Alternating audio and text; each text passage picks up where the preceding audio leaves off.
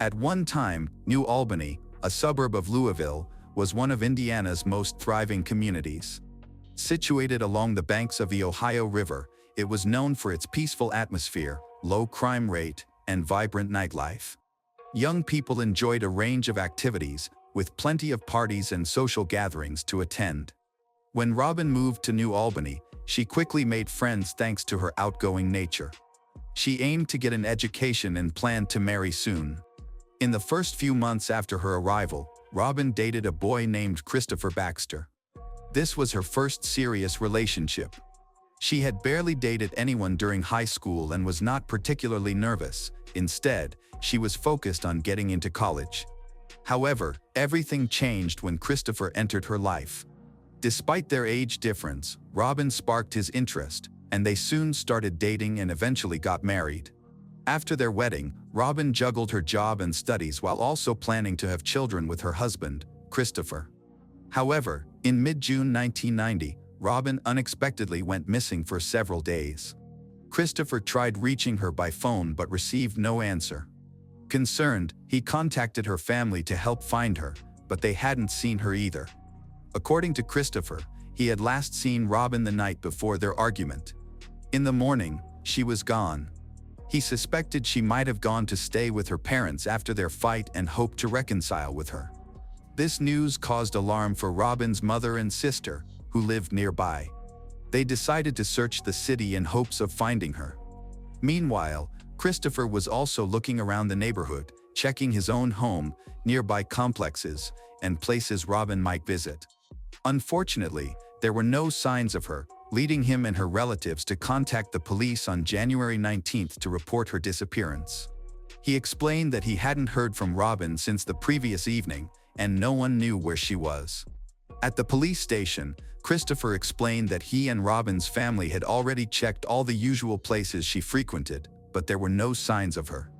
Initially, the police were not very interested, believing it was typical for an adult woman to manage on her own and that she wasn't required to inform anyone of her whereabouts.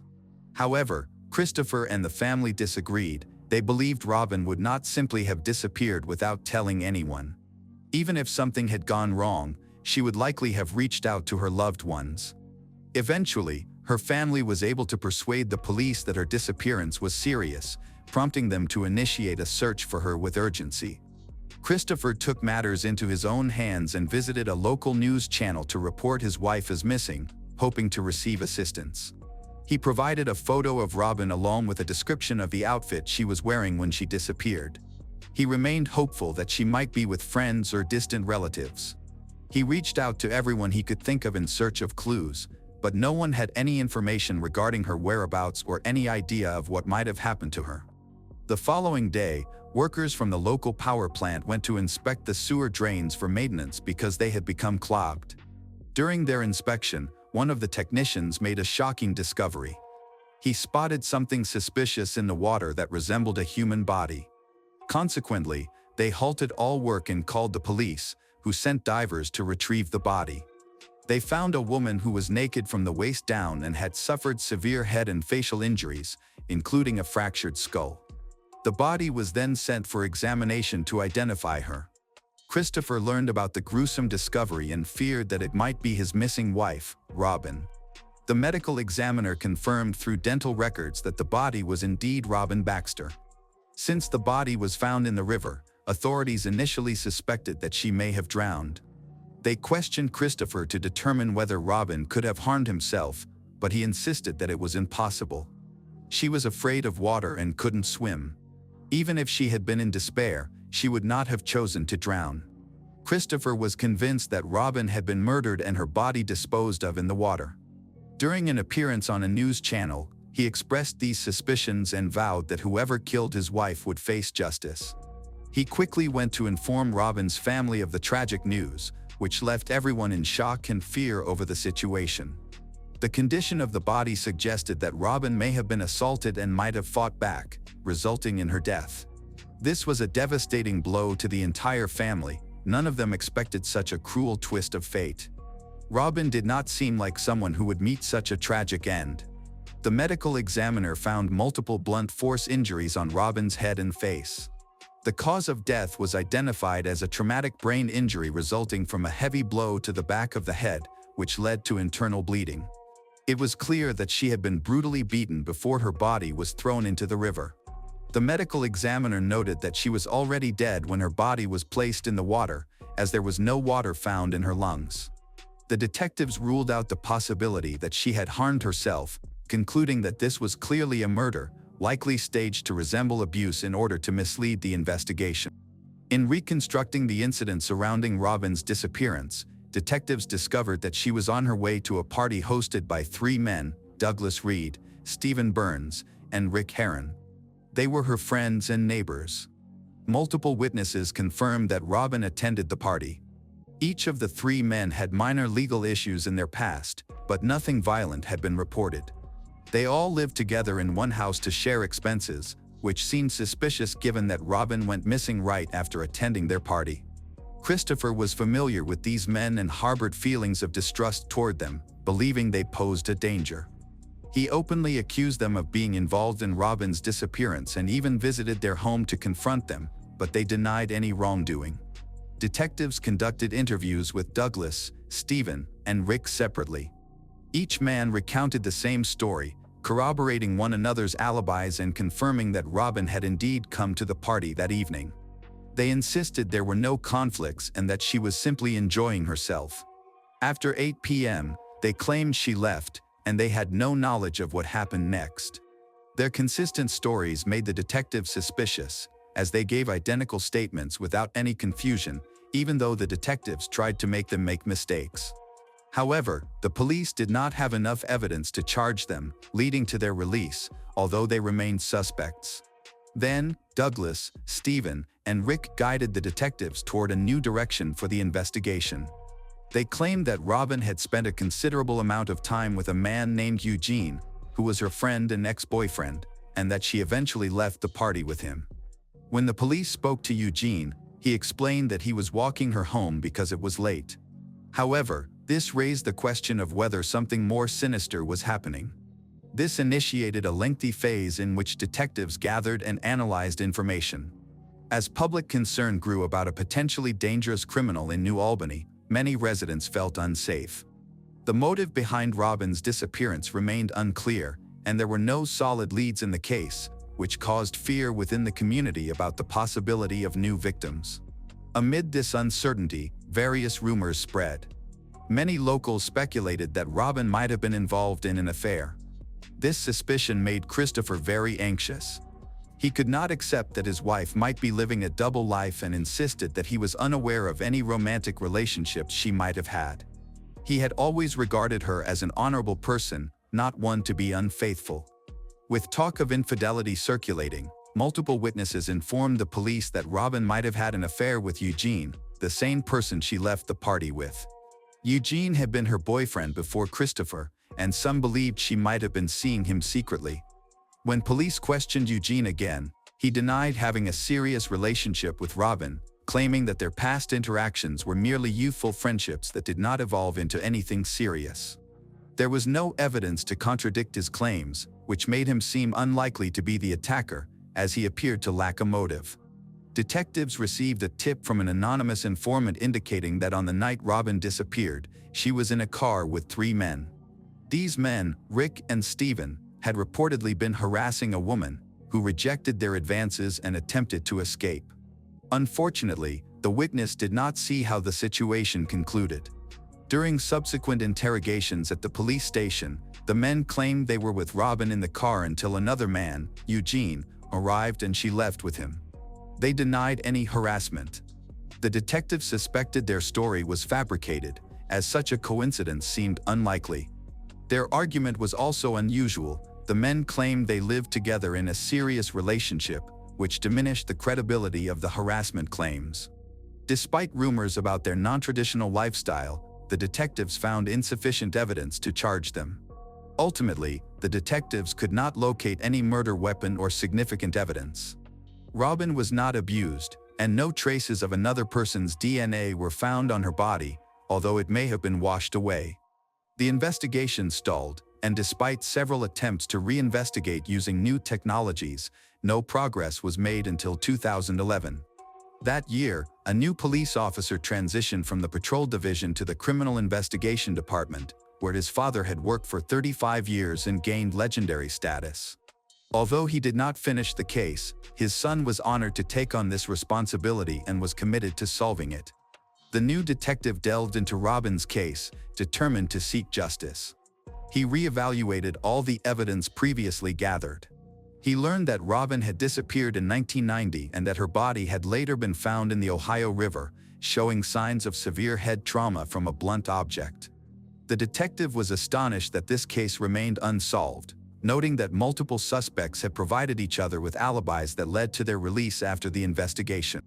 He began to see that these individuals did not appear to be typical criminals. The detective first asked an important question: why would someone want to harm Robin?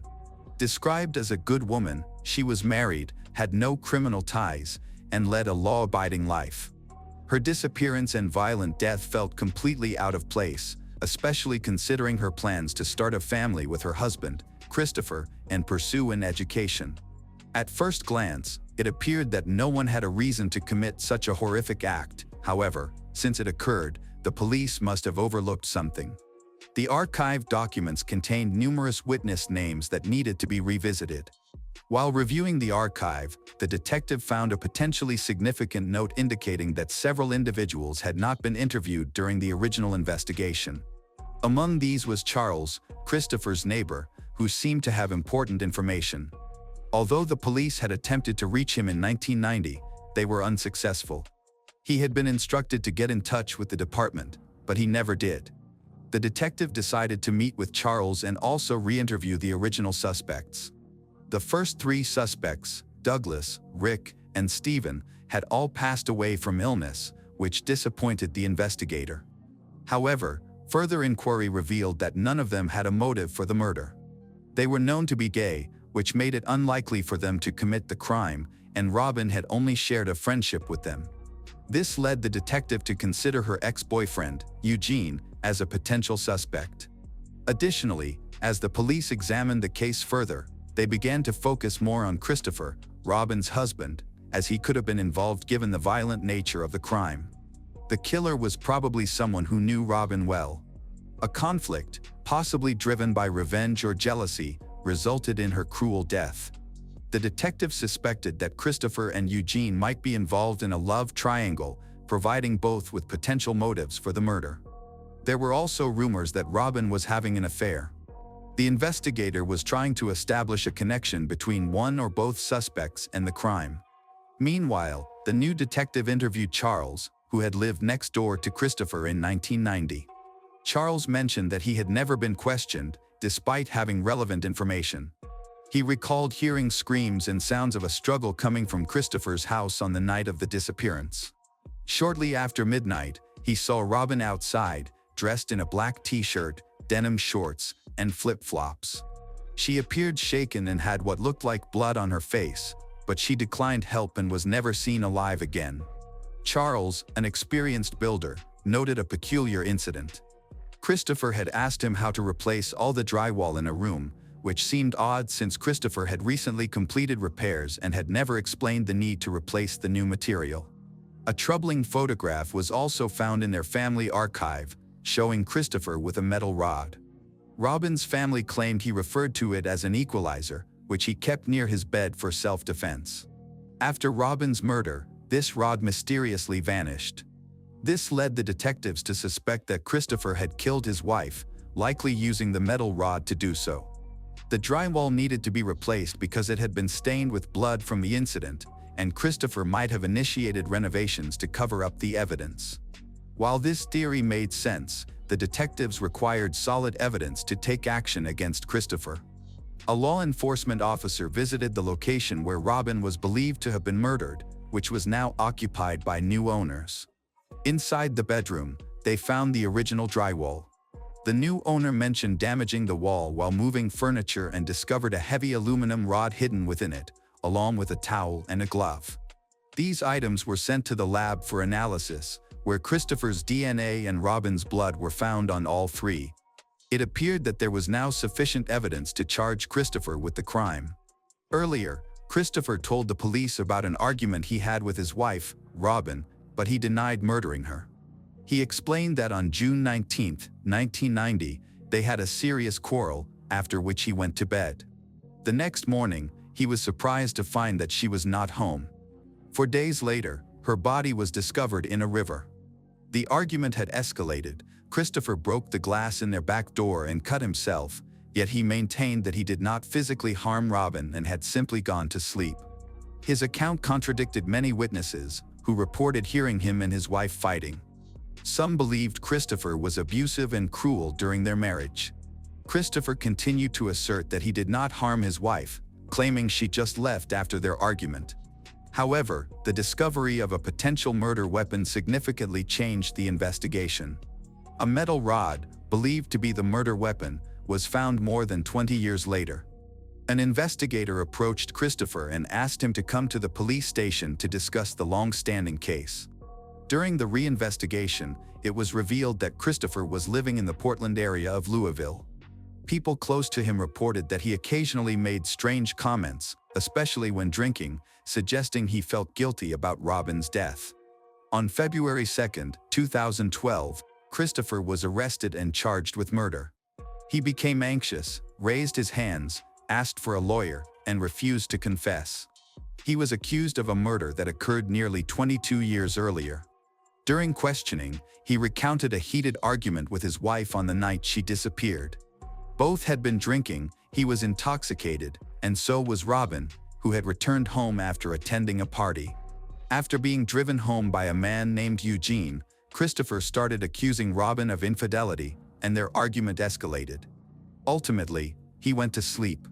However, according to a neighbor's account and the prosecutor's findings, the situation turned violent. They exchanged insults, and Christopher picked up a metal rod nearby, striking Robin multiple times in the head and face. Robin then ran outside, where a neighbor saw her, but Christopher chased her down and picked her up in a car. Instead of taking her home, they drove to the Ohio River, where the argument continued.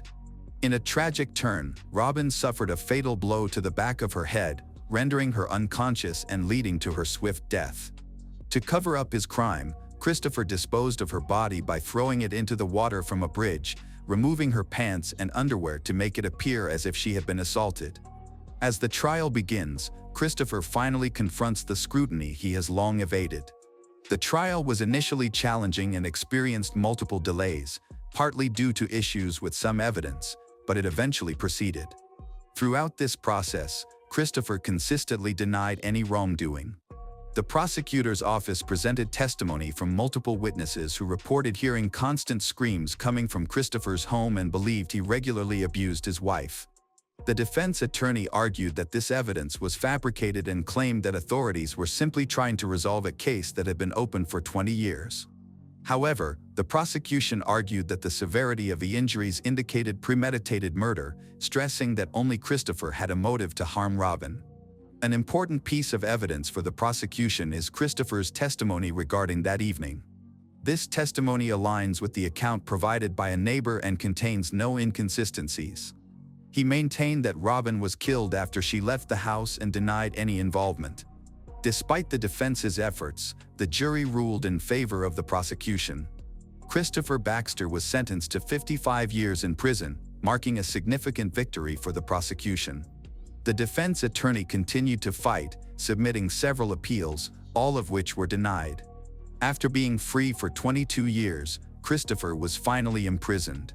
It remains unclear why the police were unable to establish his guilt earlier, likely due to his ability to portray himself as a grieving husband, which made it difficult for others to suspect him.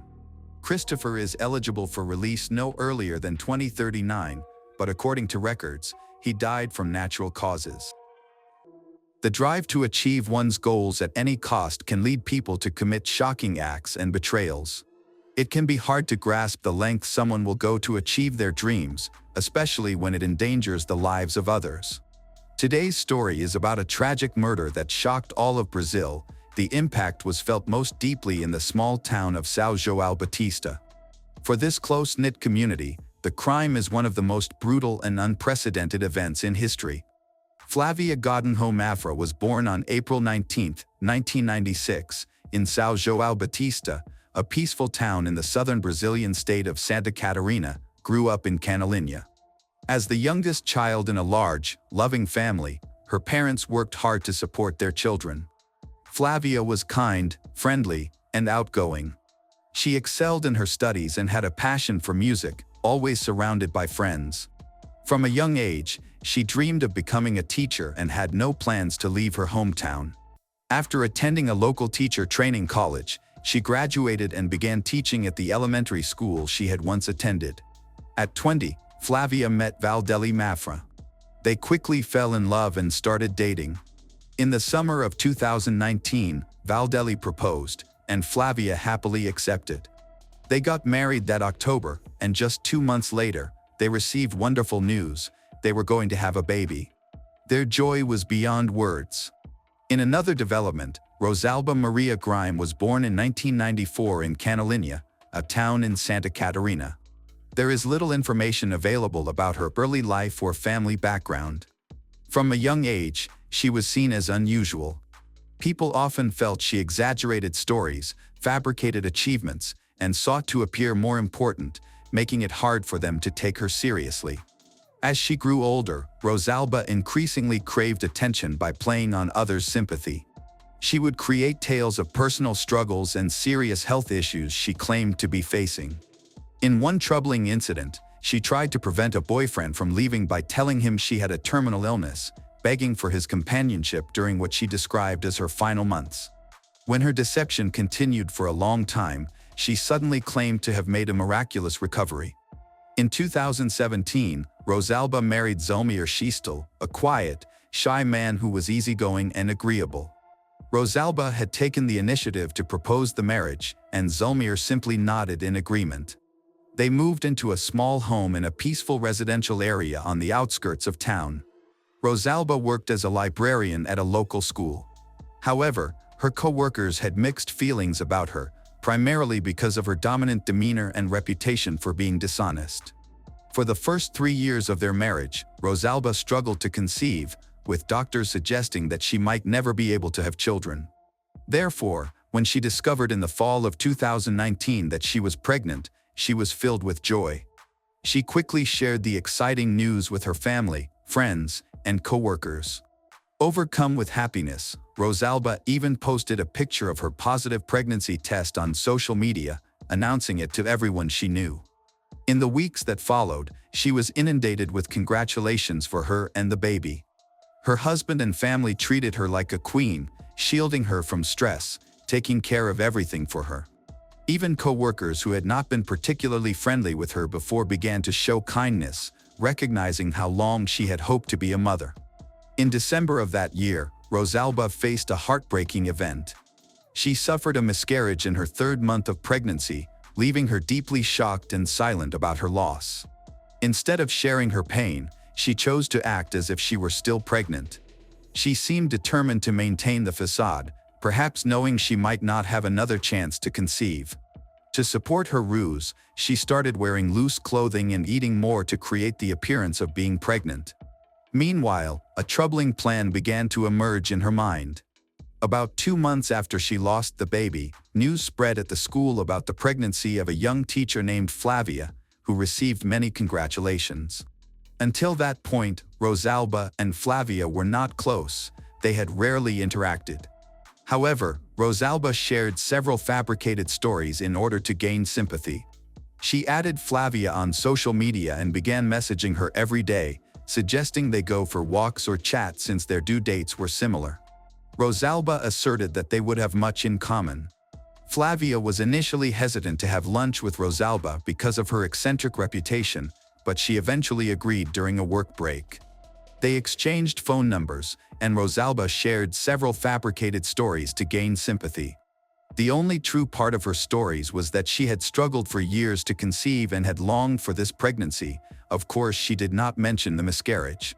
Initially, they met infrequently, despite seeing each other at work almost every day. It later emerged that Rosalba had also connected with 2 other expectant mothers from the same town on social media, who she believed were at a similar stage in their pregnancies. She attempted to build friendships with them by inviting them out and asking to visit their homes. Rosalba claimed she was having a daughter. However, when she discovered that both women she had met online were having boys, she abruptly cut off contact with them. Shortly after, she found out that Flavia was expecting a girl, and from that point on, Rosalba became completely fixated on her. As time went on, it became harder for Rosalba to keep up the pretense of being pregnant. She frequently searched online for symptoms and experiences that expectant mothers often report. She would share these with her husband, family, and co-workers as if they were her own. Over several months, she gained nearly 30 pounds, but her appearance still didn't fully resemble that of someone in the later stages of pregnancy. Her husband insisted on joining her for doctor's appointments. He wanted to see the baby on the ultrasound, but Rosalba had to come up with excuses to maintain the deception. Zomir was a trusting man who loved his wife and believed everything she said, which made it easier for her to keep him unaware of the truth. She would tell him that appointments had been canceled or rescheduled due to the clinic being overbooked or the doctor being unavailable. At times, she claimed she was lucky enough to get a last-minute appointment while he was at work, and he believed her every time. To strengthen her story, Rosalba began creating fake notes on her phone that appeared to be from her doctor, including recommendations, appointment confirmations, and cancellations. Although she didn't have a strong grasp of medical terminology, often made spelling and factual errors, Zomir wasn't familiar with medical details, so he had no reason to question her. To maintain the deception and avoid raising suspicion, Rosalba even sent messages to her husband pretending to be the doctor. In one message, she suggested that they temporarily pause their intimate relationship to minimize any risks to the pregnancy. He accepted this advice, believing it was from a medical expert. Rosalba developed an obsession with shopping for baby items such as onesies, diapers, bottles, pacifiers, blankets, and toys. She frequently visited stores with her husband, mother, or sister, but eventually, all her attention turned to Flavia. In July 2020, Rosalba organized an emotional maternity photo shoot. In the photos, she wore a flowing pregnancy gown and held tiny baby booties and a onesie while her husband lovingly embraced and kissed her belly, while she smiled sweetly for the camera. Everything appeared so genuine that no one suspected anything amiss. Those photos would later become part of the criminal case files. By early June 2020, Flavia and Rosalba were almost inseparable, spending time together every day, sharing thoughts, and planning for the future. However, it was always Rosalba who took the initiative.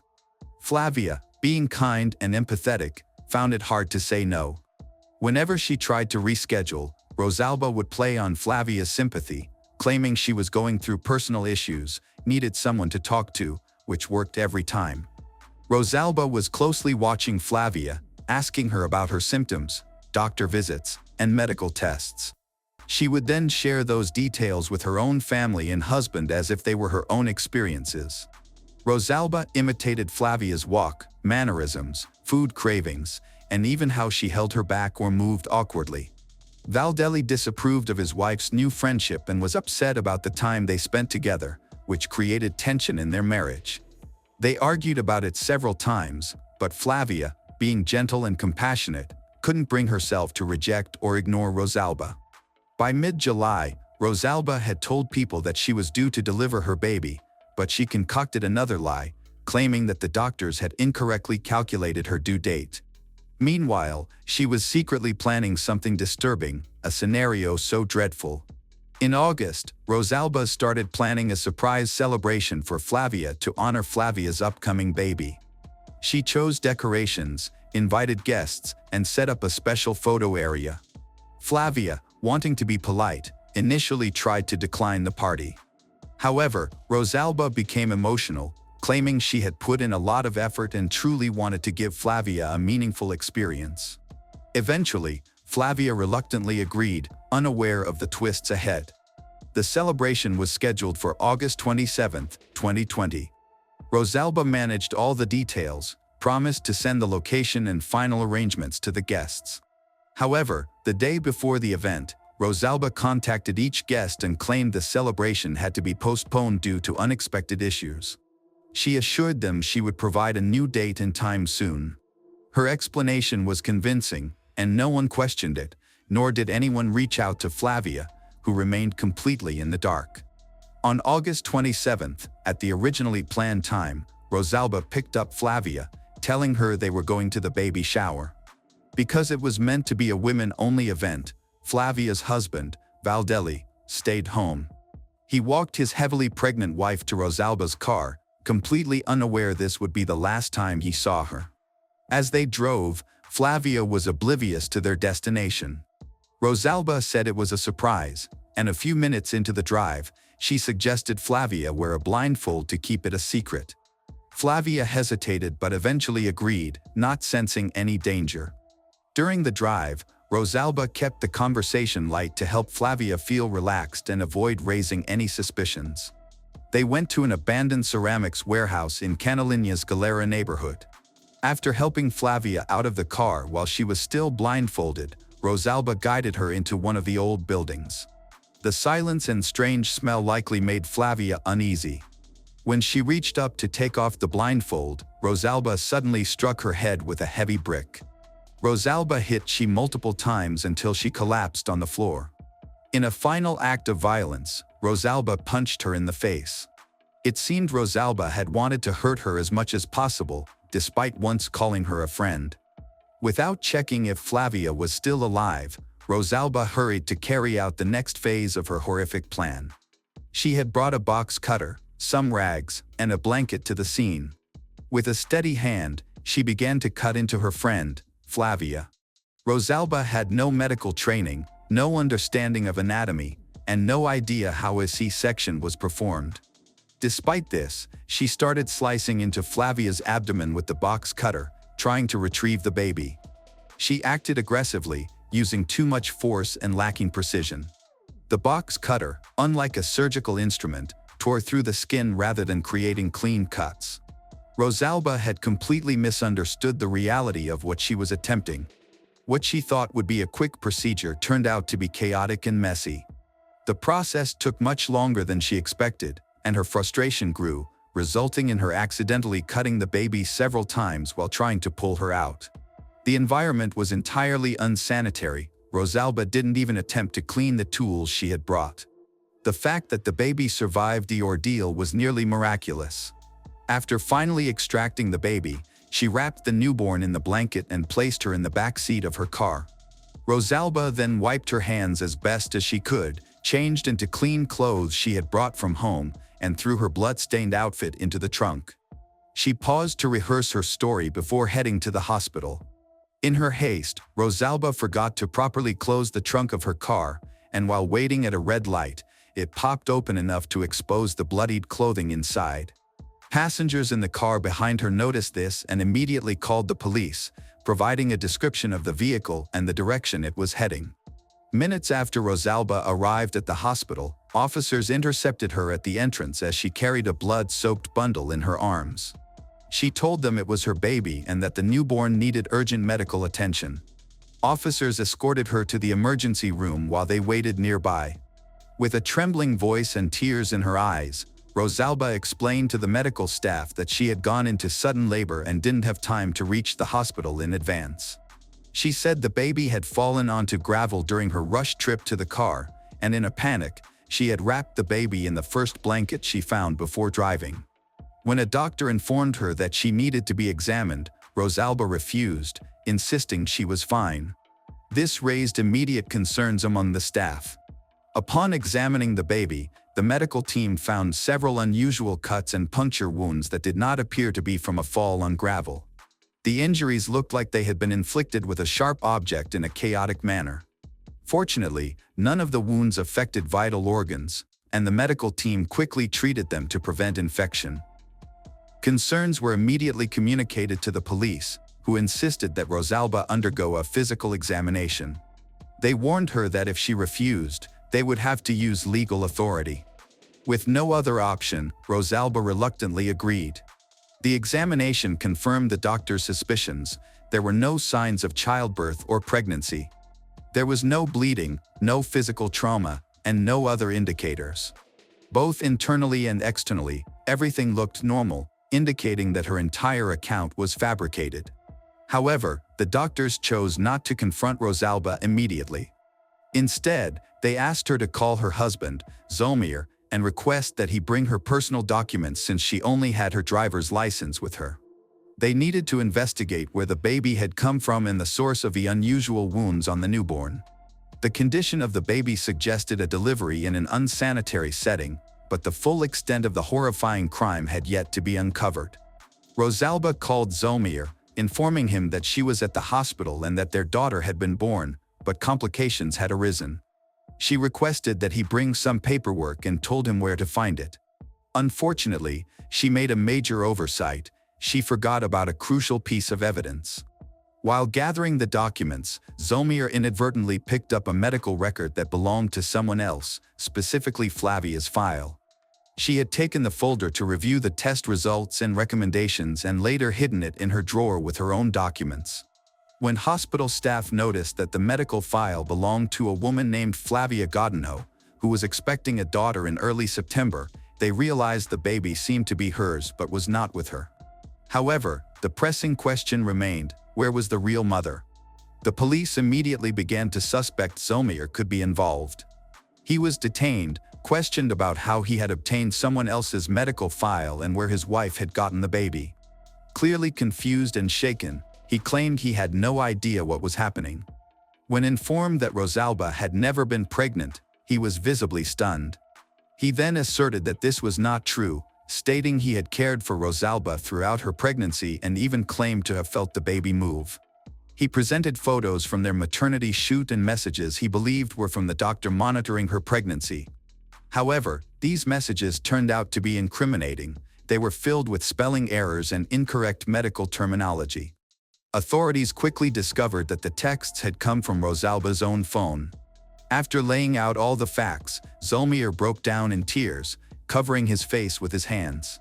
He had truly trusted his wife and was eagerly anticipating becoming a father. Meanwhile, Flavia's husband, Valdelli, had reported her missing. He informed the police that she had left with a friend to attend a baby shower, expecting to return by 9 p.m., but she never came back and her phone was off.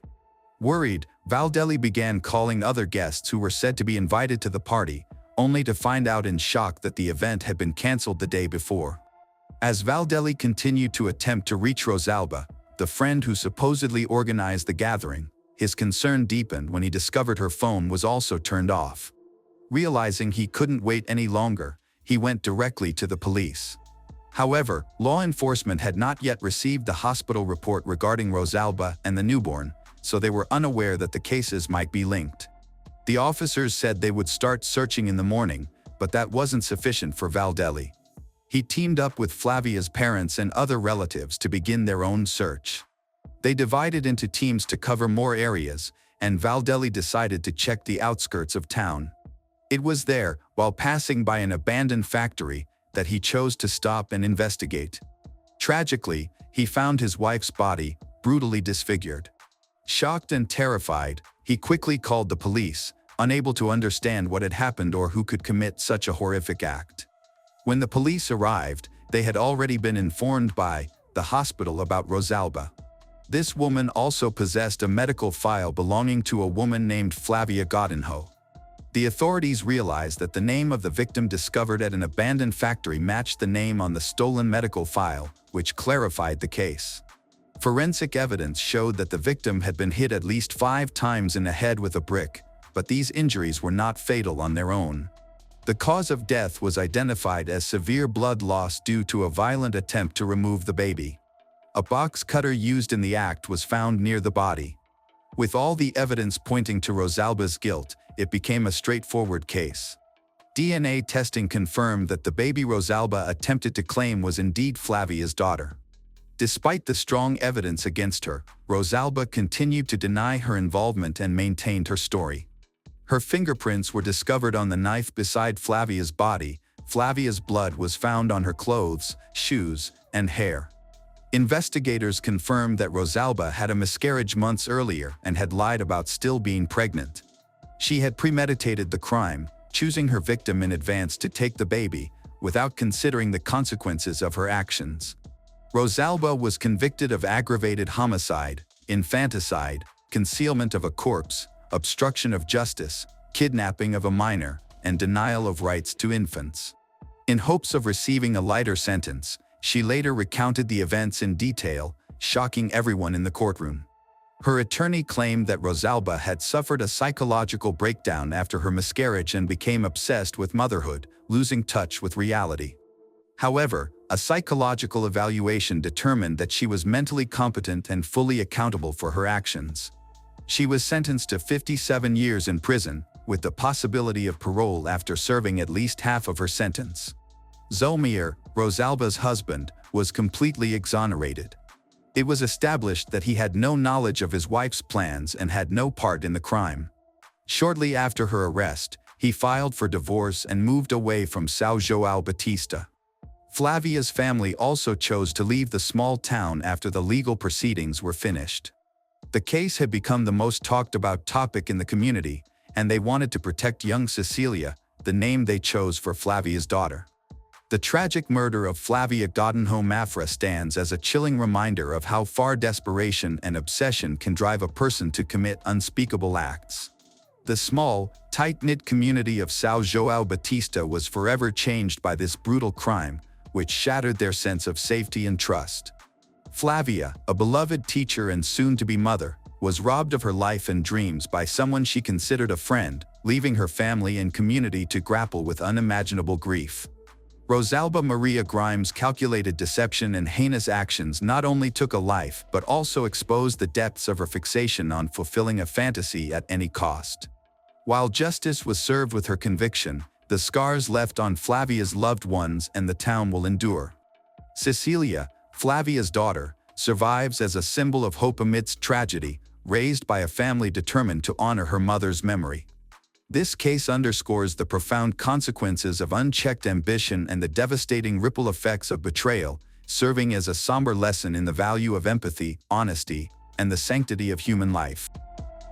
Zuzu Verk was born on April 22, 1995, in Keller, Texas. She grew up in a warm and loving family alongside her parents, Glenn Verk and Lori, and her older brother, Miles. Her brother described her as the brightest light in their lives. Zuzu attended Timber Creek High School and, after graduating, moved to Alpine, Texas, to study at the local university. She chose to major in conservation biology, driven by her passion for protecting the planet's wild spaces and creatures. Her academic achievements were impressive. She had recently made the dean's list and was in the process of transferring to Texas University for her senior year. She was not only a dedicated student but also ambitious, idealistic, and focused on her goals. Her love for nature influenced her vision for the future. After college, she dreamed of living in Japan, where she could combine her passion for travel with her environmental advocacy. While in Alpine, she became involved with Robert Fabian, a young man 4 years her senior. At first, the relationship was based solely on attraction, but gradually became more complicated. Robert's charm attracted Zuzu, but her family, particularly her mother Lori and brother Miles, had some concerns about him. Lori viewed Robert as self-centered and dismissive, while Miles felt he was controlling and worried that he didn't support Zuzu's ambitions, particularly her desire to leave Alpine and pursue her dreams. Zuzu herself had similar worries.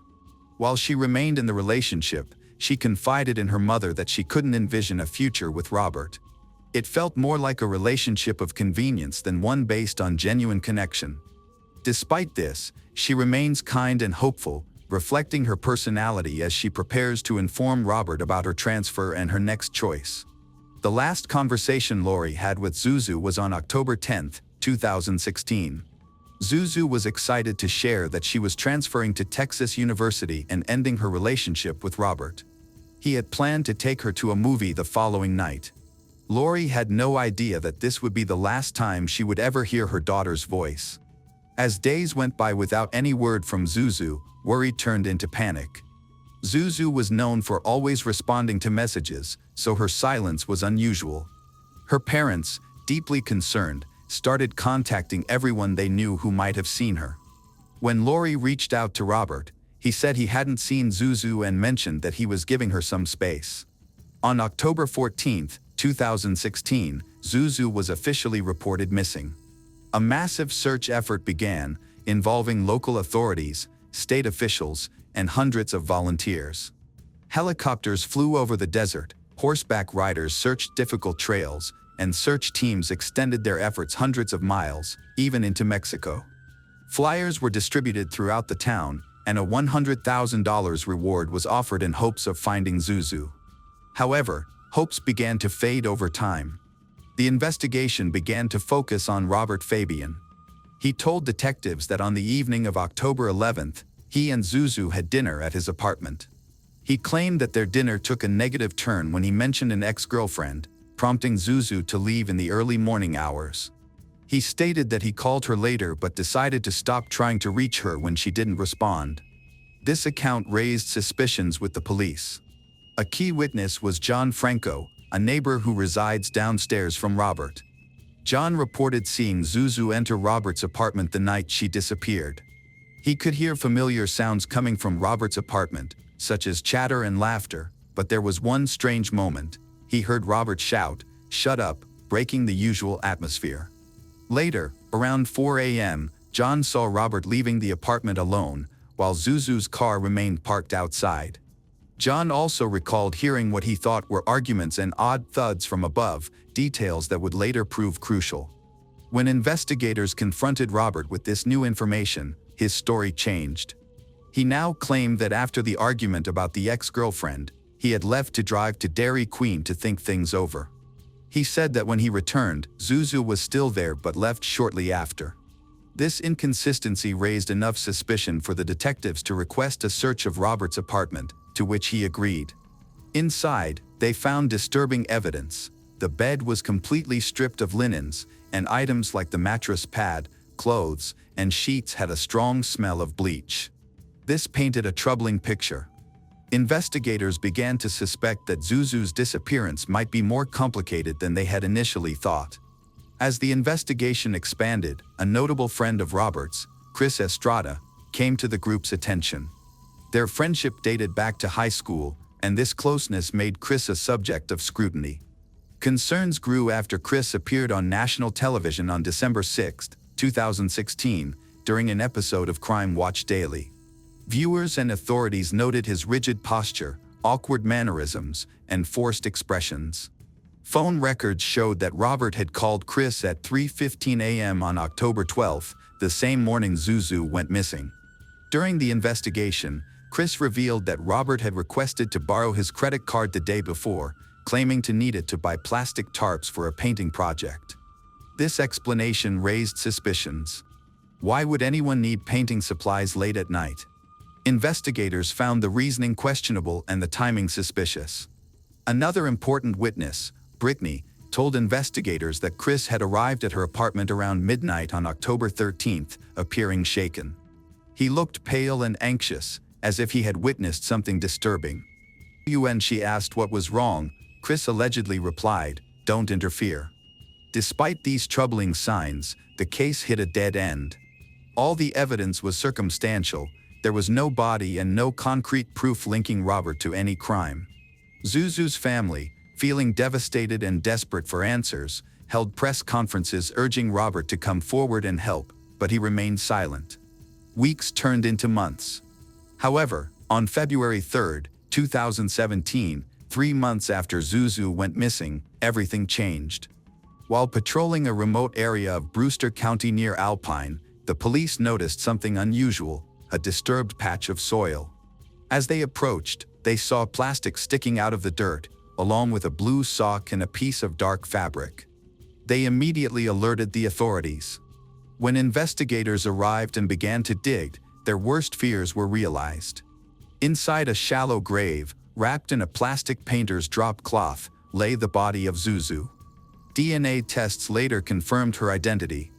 Zuzu, a vibrant young woman with dreams of studying at Texas University, wanting to live in Japan, and who loved the stars and the earth, had finally been found.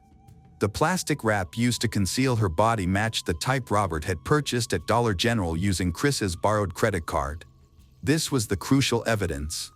Within 24 hours of the discovery, Robert was arrested and charged with evidence tampering and abuse of a corpse. 2 days later, Chris was also arrested in Phoenix, Arizona, facing similar charges. The charges against Robert were soon upgraded to murder. In April 2018, Chris agreed to plead guilty and testify against his best friend, Robert, and he did not deny his role in the crime. In contrast, Robert maintained his innocence, pleading not guilty. His defense attorney argued that there was no direct physical evidence, no fingerprints or DNA linking Robert to the murder. However, prosecutors pointed to Robert's suspicious behavior after Zuzu's disappearance. He bleached sheets, changed his story multiple times, and showed an unusual interest in the investigation. A coworker even testified that Robert, who was once calm, became erratic after Zuzu went missing, frequently inquiring about law enforcement activities. This behavior indicated not a concerned boyfriend, but someone anxious about their own involvement in a crime. The trial was painful for Zuzu's family but also brought some closure as the grim truth emerged. Zuzu's memory would endure, cherished by her family as a vibrant young woman with dreams and aspirations that were tragically cut short. On the third day of the trial, silence fell over the courtroom as Chris took the witness stand and made a confession that would alter the case's direction. He described a night marked by desperation, phone calls, and a secret that was never meant to be shared. Chris testified that Robert called him late at night, insisting it was a life-or-death situation. During their conversation, Robert recounted a distressing evening with Zuzu that turned violent.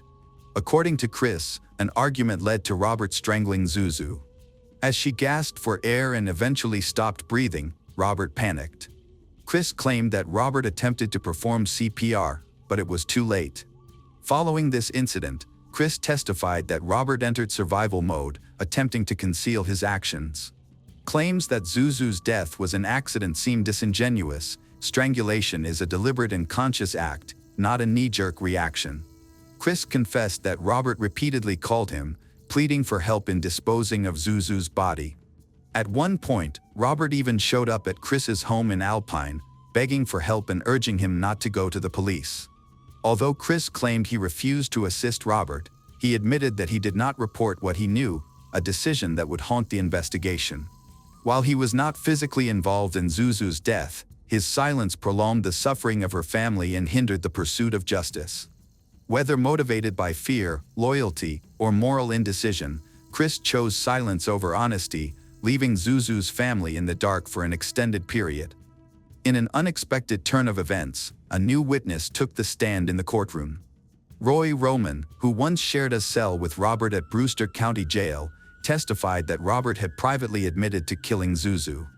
He claimed Robert was motivated by Zuzu's discovery of secrets he wanted to keep hidden.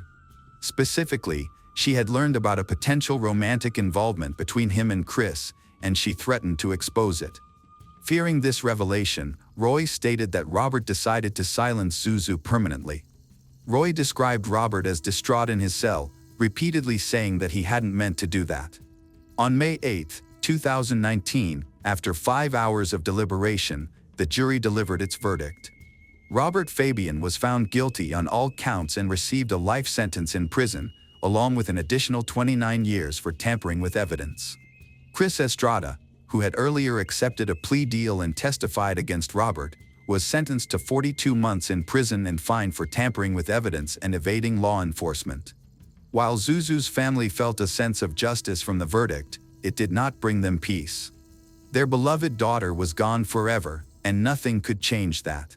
In the midst of their grief, they received a painful reminder of what could have been, a letter from Texas University confirming Zuzu's acceptance into a program she had worked tirelessly to join.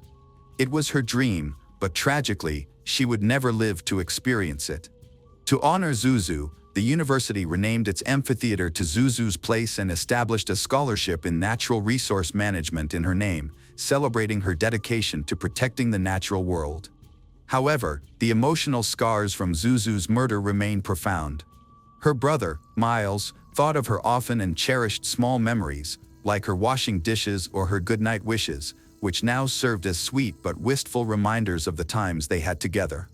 Zuzu's family, although heartbroken, remains strong and is incredibly grateful for the ongoing support from the alpine community.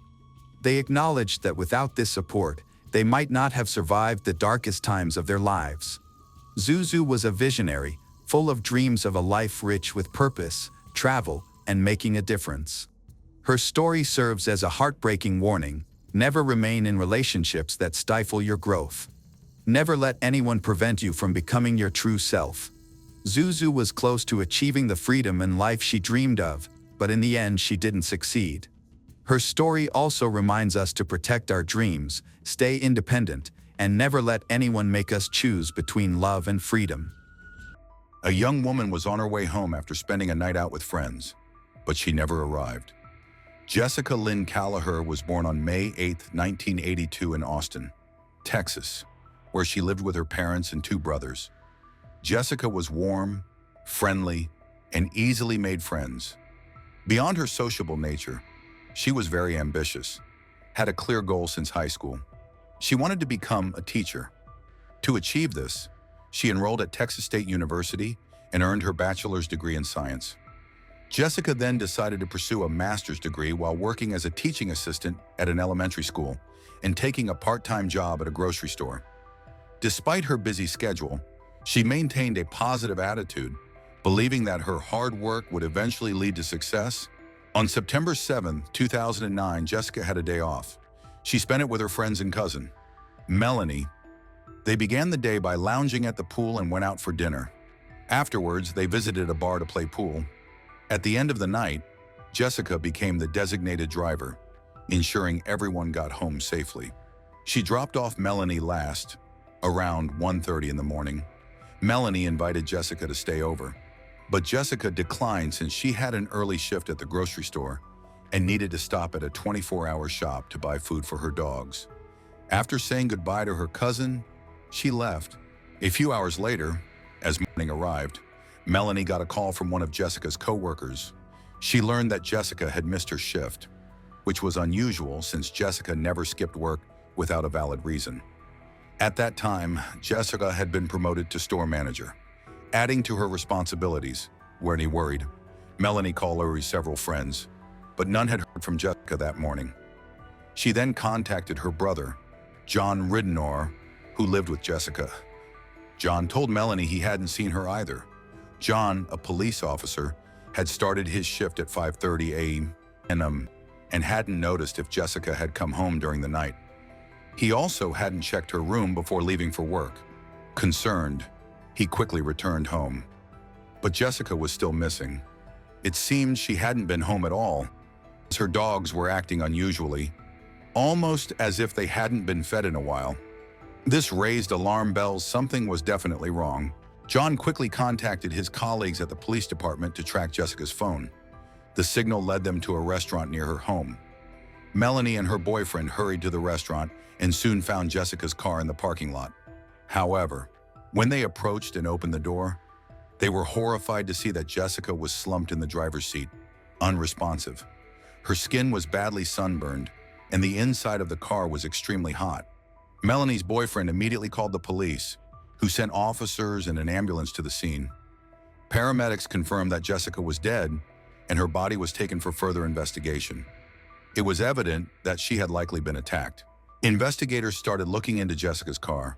They quickly noticed that the driver's seat was pushed too far back. Given the injuries she had, detectives believed she might have been attacked while still in the car. They also found that her keys, wallet, and credit cards were missing. On the back seat, there was a bag of dog food, indicating that Jessica had been in the car since the night before, as she intended to go to the store right after dropping off her cousin. After searching the car thoroughly, detectives entered the restaurant near the parking lot where Jessica's car was found. This is when the investigation took an unexpected twist. One of the restaurant employees informed the investigators that when she arrived for work early that morning, she saw Jessica's car and noticed that Jessica was still alive at that time. The witness reported that Jessica was sitting inside her car, completely undressed and behaving oddly, as if she were under the influence. Although the scene was unusual, the employee didn't dwell on it and went inside to begin her shift. Shortly after, she stepped outside again and saw Jessica sitting by her car. Jessica had put her clothes back on but was still acting strangely, just sitting there and running her hands through her hair. When the employee went outside a third time, Jessica was back in her car, talking to herself and making odd hand gestures. The police later discovered several more witnesses who had seen Jessica alive that morning. Despite her unusual behavior, no one called for help or checked on her well-being. After interviewing the witnesses, detectives returned to Melanie and asked if Jessica might have been drinking alcohol or taking banned substance. Melanie firmly stated that Jessica had been sober that night, as she was the designated driver responsible for getting everyone home safely and had work the next day. She also claimed that Jessica had never used banned substance. The situation puzzled the investigators, but they later uncovered a possible explanation. Medical examiners discovered signs of strangulation on Jessica's body, including marks from hands and a likely rope or belt. She also had numerous bruises, scratches, and she had been abuse assaulted. Experts noted that her trauma could have resulted in a brain injury, which was worsened by the hours she spent inside a hot car in the sun. This might clarify her unusual behavior, her disorientation, and why she didn't call for help. It is likely that Jessica was so affected that she didn't understand what was happening to her, eventually leading to death. Toxicology reports confirm Melanie's earlier statement. Jessica had no alcohol or banned substance in her system. If any of the witnesses had called for medical assistance, doctors might have been able to save her, but it was now too late. Detectives needed to determine who was responsible for her death. They began by searching for CCTV footage, but unfortunately, there were no cameras in the parking lot where Jessica was found. However, they made an important discovery. If she had bought dog food late at night, it was likely that she stopped at the 24-hour Walmart across the street. The detectives obtained the store's security footage, which showed Jessica arriving, walking into the store alone, and there were no indications that anything was wrong. She went straight to the pet food aisle, picked up a large bag, and proceeded to the checkout. Everything appeared normal, but as she exited the store, detectives observed something noteworthy. Just a few seconds later, a man followed her outside. Detectives reviewed more footage and noted that the man arrived at Walmart just minutes before Jessica. He parked at the far end of the parking lot, entered the store, but instead of shopping, he went straight to the restroom and then left. When detectives checked the entrance camera, they saw him following closely behind Jessica and appearing to be in a hurry. However, there was an issue. Jessica's car was parked behind a large tree, which blocked the camera's view. Despite this, the footage allowed them to track the man's movements. He approached Jessica's car, went behind the tree, and did not emerge again. 2 minutes later, Jessica's car exited the parking lot. A surveillance camera later recorded a vehicle arriving at the restaurant parking lot where Jessica was discovered the next morning. Shortly after, an individual got out of Jessica's car and walked across the lot toward the parking area of Walmart. This individual then got into the same vehicle that a suspicious man had driven earlier. Detectives were nearly certain that this person was involved in Jessica's murder, but the quality of the surveillance footage made it difficult to identify him or his vehicle clearly. However, the detectives still had some options. With Jessica's credit cards missing, they examined her accounts for any recent transactions and discovered a lead. One of her cards had been used at a gas station approximately 20 minutes after her car was left at the restaurant. They obtained the gas station's surveillance footage and quickly recognized the red pickup truck associated with their suspect.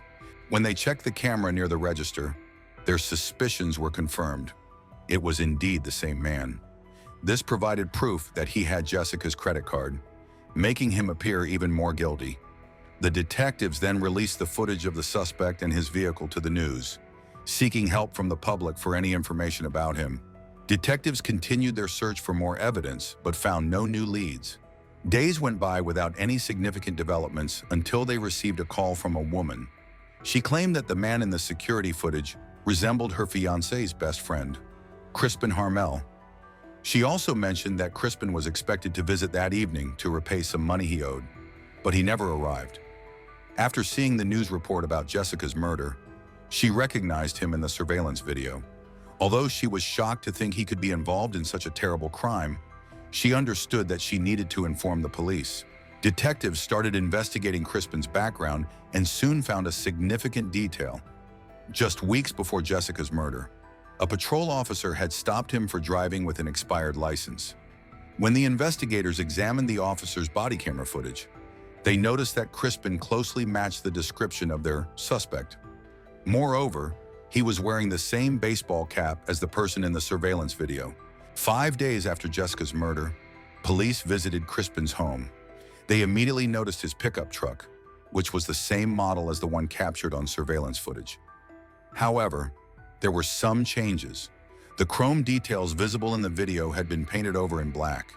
When detectives knocked on his door, Crispin surprised them by quickly admitting that he had met Jessica that night. He explained that they connected through an adult website and arranged to meet for a casual hookup.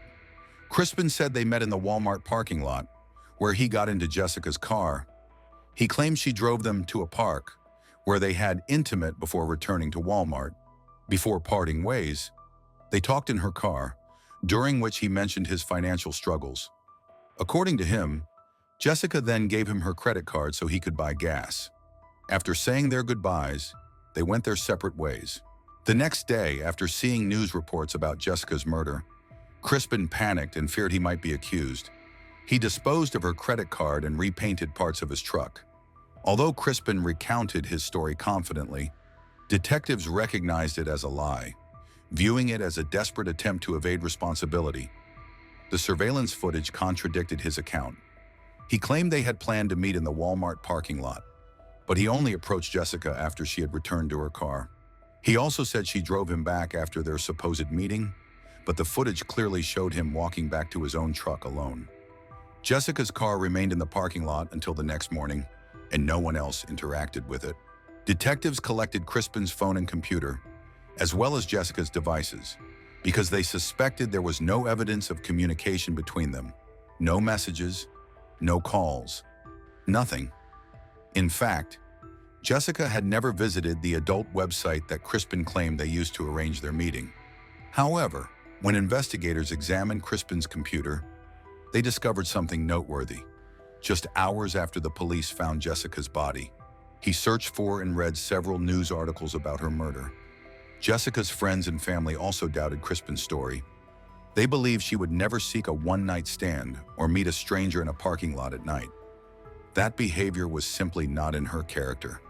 Additionally, she had told a friend that she needed to rest before her morning shift and still had to feed her dogs. There was no way she would have gone out for a secret late-night date. Investigators thought that Crispin was trying to shift the blame onto others. However, the overwhelming evidence against him made it difficult for him to create a credible excuse. Based on the surveillance footage, detectives reconstructed the likely sequence of events. Crispin probably saw Jessica inside Walmart and decided to target her. He followed her to her car, got in, and used threats to prevent her from crying out or resisting. It seems he then forced her to drive to a nearby park, where he abused her. Afterward, he returned to the parking lot near Walmart, closer to his own truck. Before leaving, he strangled her and took her wallet and credit cards.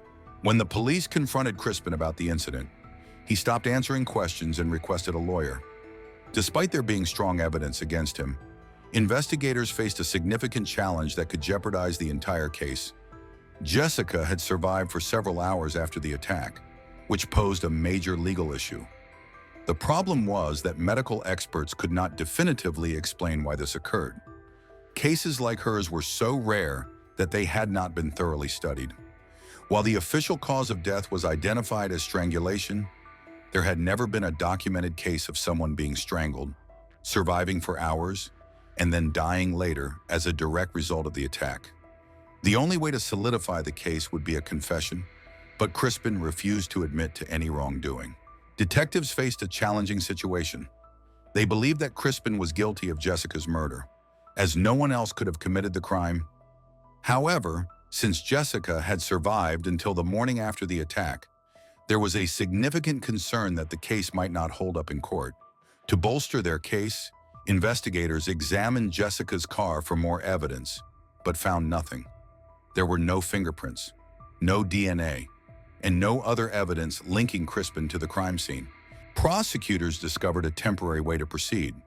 They charged Crispin with evidence tampering linked to Jessica's case. Crispin had confessed to disposing of her credit card and repainting his truck, which were obvious attempts to conceal his actions. They had his own admissions as evidence. In May 2010, Crispin pleaded guilty and received a 10-year prison sentence for evidence tampering. Detectives were committed to achieving justice for Jessica and refused to give up.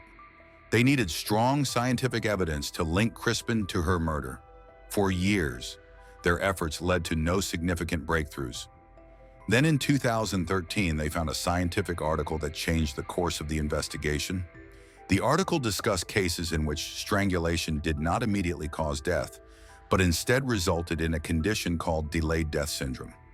This syndrome can lead to brain damage, causing victims to feel confused, disoriented, and unable to seek help.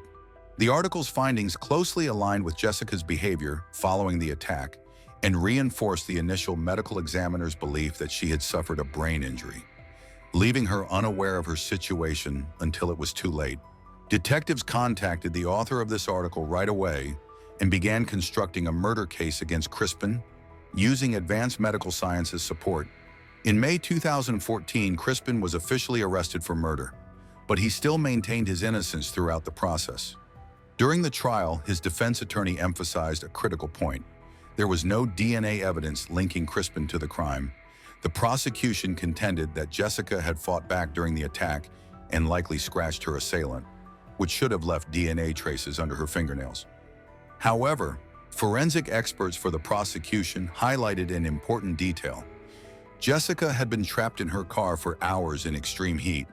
At such high temperatures, DNA breaks down quickly, and by the time her body was examined, any genetic material under her nails would have completely degraded and been unrecoverable. Prosecutors built their case against Crispin using strong forensic evidence and extensive surveillance footage that strongly indicated his guilt. However, a complication arose when Crispin's lawyer challenged the accuracy of the timestamps on the video evidence. Initially, the footage obtained from the security cameras did not have any timestamps. Since the timing of events was critical, prosecutors applied specialized software to add timestamps later, which gave the defense a chance to question the integrity of the evidence. Crispin's attorney contended that this was a significant issue because he had not received the original footage with the timestamps included. Ultimately, the judge ruled in favor of the defense, resulting in a mistrial. Consequently, Crispin avoided conviction due to this technicality. Nevertheless, he remained in prison, serving his 10-year sentence for evidence tampering. Prosecutors quickly started preparing for a new trial. Over the next few years, Crispin's legal team worked diligently to stop the retrial, arguing that it would violate his rights. Ultimately, however, a higher court decided in favor of the prosecution, allowing the trial to proceed.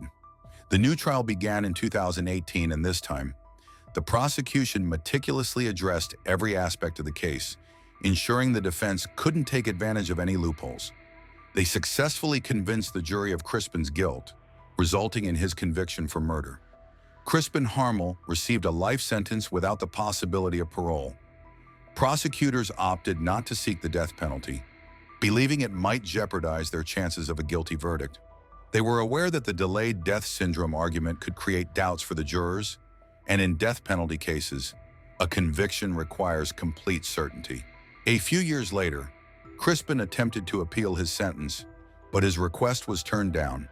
Consequently, he is still in prison with very little chance of being released. Jessica's family expressed gratitude to the investigators and prosecutors for their unwavering commitment to seeking justice, even though it took 9 years to achieve a verdict. However, they also shared that they had hoped the sentencing would provide them with some relief and closure. But ultimately, no punishment for Crispin could ever really alleviate their suffering. The tragic case of Dr. Teresa Sievers, a story that illustrates how love can transform into betrayal and how greed can lead to horrific violence. How did a dedicated mother and accomplished doctor become the target of a murder scheme? What concealed truths were hidden behind closed doors? Let's delve into this story. Dr. Teresa Sievers was a physician dedicated to her patients. She graduated from Ross University School of Medicine in 1996 and opened her practice in Bonita Springs, Florida. Teresa focused on integrating traditional and alternative medicine to help patients who had run out of other treatment options. Her husband, Mark Sievers, worked as the office manager in her practice. They married in 2003 and had 2 daughters. Mark was initially seen as a supportive husband, but his behavior came under investigation after Teresa's murder.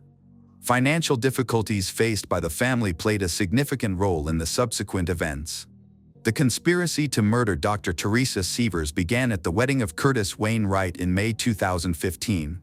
Mark, who was a guest, confided in Wright about his mental health struggles and his fear that Teresa would take their children away from him. Mark expressed his wish for Teresa to be killed, driven by financial motives concerning her life insurance policies with a total value of $4,433 million. He thought that her death would resolve his problems and provide the financial security he needed.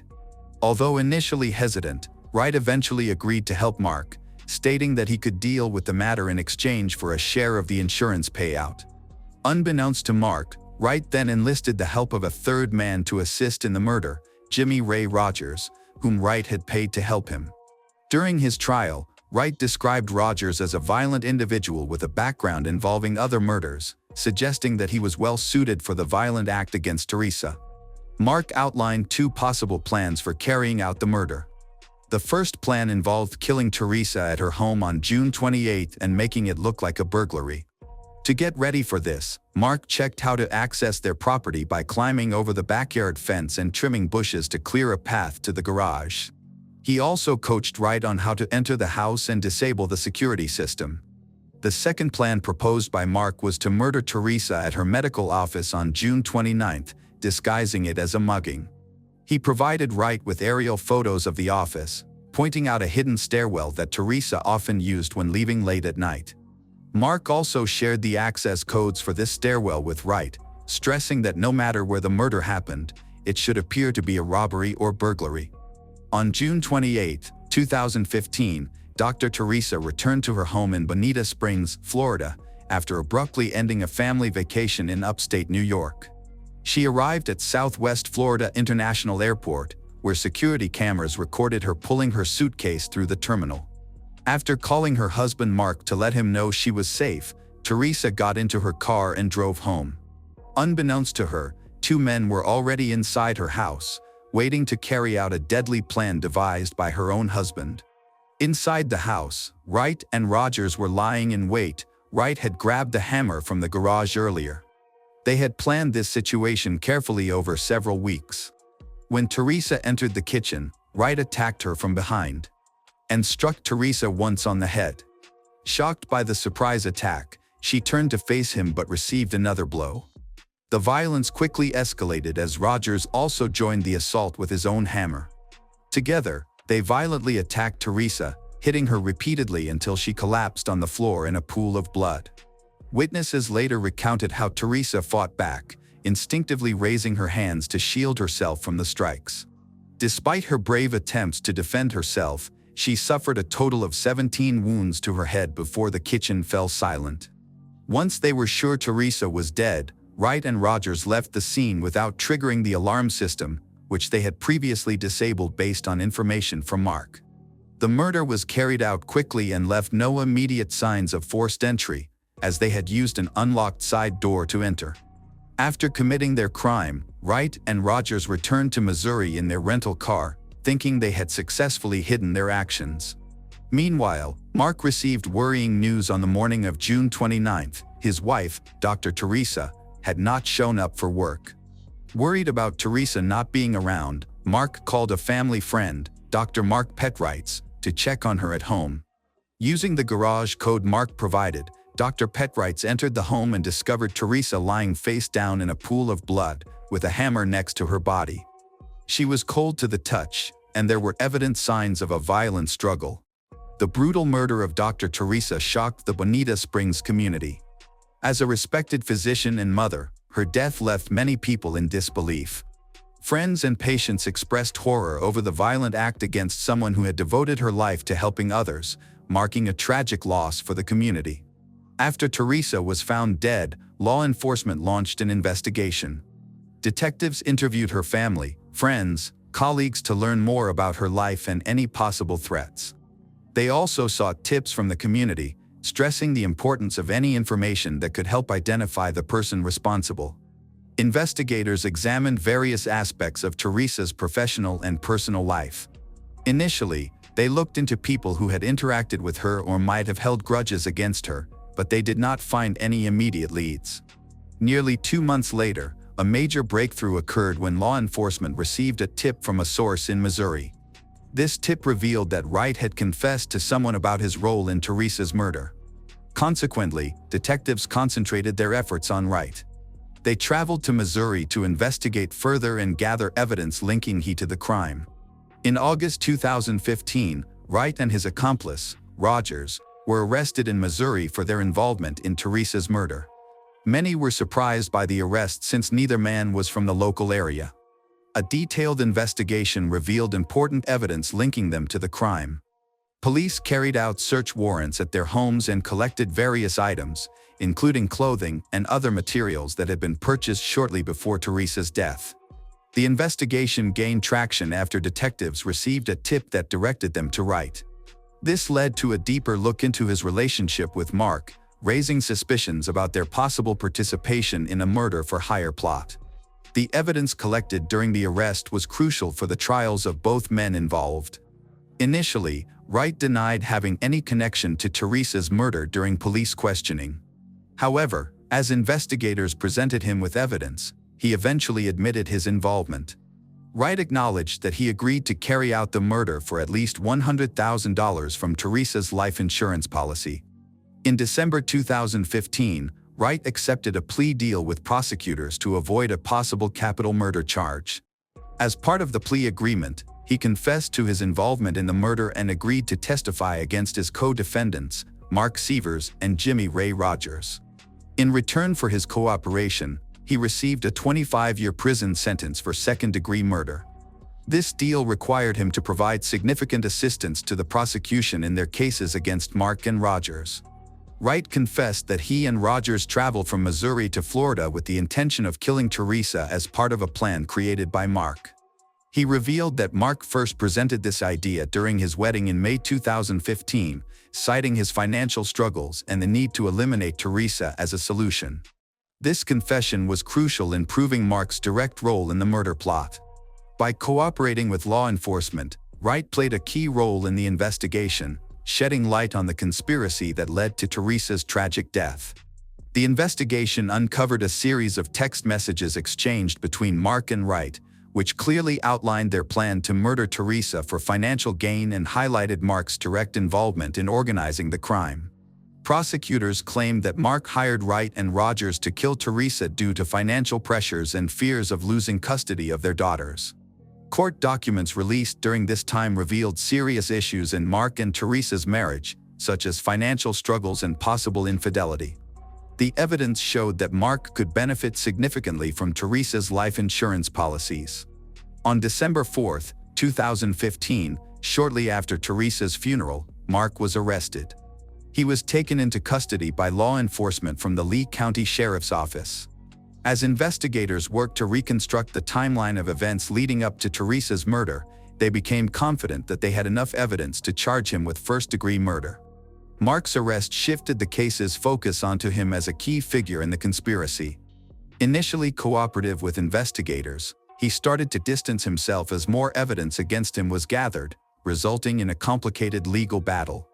After Mark was arrested, investigators stepped up their efforts to gather more evidence regarding the murder of Dr. Teresa. A key part of this investigation was examining digital evidence, especially GPS data from the rental car. This GPS information provided a detailed record of their route and was essential for creating a timeline of their activities before the murder. The data showed they left Missouri, arriving in Bonita Springs, Florida. Wright even posted a Yelp review for a dumpling restaurant along the way. The GPS device was also linked to an email address belonging to Jimmy Ray Rogers, a close friend of Wright's who had his own criminal record. Surveillance footage from a Florida Walmart showed both men in the area at the time of Teresa's murder. The exact timestamps indicated they reached the Severses' home around 6 a.m., which matched the timeline of Teresa's murder. Additionally, investigators reviewed cell phone records that showed communication between Mark and Wright. These records revealed regular contact leading up to the murder. The fact that Mark and Wright used prepaid phones indicated they were trying to avoid detection, but investigators managed to trace their communications effectively. This digital evidence was crucial in supporting witness testimonies and clarifying how the murder was plotted and carried out. As trial preparations began, prosecutors focused on assembling a solid case against both Curtis Wayne Wright, Mark Severs, and Jimmy Ray Rogers. A key piece of evidence emerged from surveillance footage at a Walmart, where Wright and Rogers were recorded buying items later connected to the murder of Dr. Teresa. The video showed them shopping without attempting to hide their identities while purchasing trash bags, flushable wet wipes, black towels, and a lock-picking kit. These purchases were crucial in proving their intention to commit murder and to dispose of the evidence afterward. Additionally, investigators found fibers from a blue jumpsuit that Rogers had discarded along Highway 47 in Missouri. Forensic analysis showed that these fibers matched those on Teresa's clothing at the crime scene, providing a direct connection between Rogers and the murder. This physical evidence strengthened the prosecution's case by confirming that both men were present during the crime. The prosecution collected digital evidence, including GPS data from the rental car driven by Wright and Rogers, surveillance footage, and forensic findings, built a strong case against the defendants. As the trial dates approached, the prosecution prepared to present this evidence, aiming to prove not only the guilt of Wright and Rogers but also to show Mark's role in planning his wife's murder. After Jimmy Ray Rogers was convicted, Mark Severs faced trial in December 2019. The prosecution prepared a case that relied significantly on the testimony of Curtis Wayne Wright, who had accepted a plea deal. Wright provided essential information about how Mark orchestrated the murder plot, shedding light on the conspiracy that resulted in Teresa's death. During the trial, prosecutors presented various pieces of evidence linking Mark to the crime. This included text messages exchanged between Mark and Wright that discussed the murder and the financial motivations behind it. The prosecution argued that Mark's desire for financial gain from Teresa's life insurance policies was a primary motive for orchestrating her murder. The defense argued that there was no reliable evidence linking Mark to the murder. They pointed out that the state had only established that Wright and Rogers, not Mark, were responsible for Teresa's death. To weaken Wright's testimony, the defense highlighted his criminal history, which included several felony convictions and mental health issues, such as bipolar disorder. They claimed that Wright had a reason to lie in order to get a lighter sentence for himself. Furthermore, the defense suggested that Wright might have been influenced by law enforcement during his questioning, implying he was just repeating a story given to him by the investigator. They also noted that Wright had not taken a polygraph test, which could have either supported or damaged his credibility as a witness. The defense wrapped up its arguments by asking jurors to doubt the credibility of Wright's statements and to note the absence of direct evidence connecting Mark to the crime. Throughout the trial, jurors were shown consistent forensic evidence, such as fibers from a blue jumpsuit discarded by Rogers that matched those found on Teresa's body. Despite this, the defense continued to argue that Mark was not involved in either planning or carrying out the murder. The prosecution effectively showed that Mark had not only planned the murder but had also enlisted Wright and Rogers to help carry it out. After a brief deliberation of about 4 hours, the jury found Mark Severs guilty of first-degree premeditated murder and conspiracy to commit murder. After the verdict, Mark entered the sentencing phase, where jurors would decide on his punishment. This decision depended on whether they identified aggravating factors that justified a death sentence or mitigating circumstances that could lead to a lesser penalty. Mark was convicted of first-degree murder and conspiracy to commit murder, and the sentencing phase began on December 11, 2019, shortly after the verdict was announced. The prosecution aimed to prove two main aggravating factors: that the murder was executed in a cold, calculated, premeditated way, and that it was motivated by financial gain. They presented evidence from the trial, including Wright's testimony about Mark's role in planning the murder and the financial incentives involved. Victim impact statements were also shared to illustrate the emotional effects of Teresa's murder on her family and community. The defense sought to provide evidence that would reduce Mark's culpability by emphasizing his lack of a criminal history and his relationships with his daughters. Family members testified about his role as a father and husband, painting a positive picture of him. However, they struggled to counter the strong evidence put forth by the prosecution. On January 3, 2020, after careful consideration, the jury unanimously recommended the death penalty for Mark Sievers. They concluded that the evidence showed he had committed the murder with cold, calculated premeditation, although they found insufficient evidence for the claim that he acted for financial gain. During the sentencing hearing, Mark spoke to the court, insisting on his innocence, expressing his love for Teresa and their daughters. He pleaded for mercy, asking to avoid the death penalty. Despite his pleas and the defense's arguments for a lighter sentence, Judge Bruce Kyle sentenced him to death for orchestrating Teresa's murder. The judge highlighted the importance of the jury's recommendation and pointed out that Mark's actions showed a complete disregard for human life. In addition to the death sentence for first-degree murder, he received a 30-year prison sentence for conspiracy to commit murder, which will be served consecutively. The sentencing phase is complete, and Mark Sievers is now dealing with major legal hurdles as he prepares to appeal his conviction and his sentence.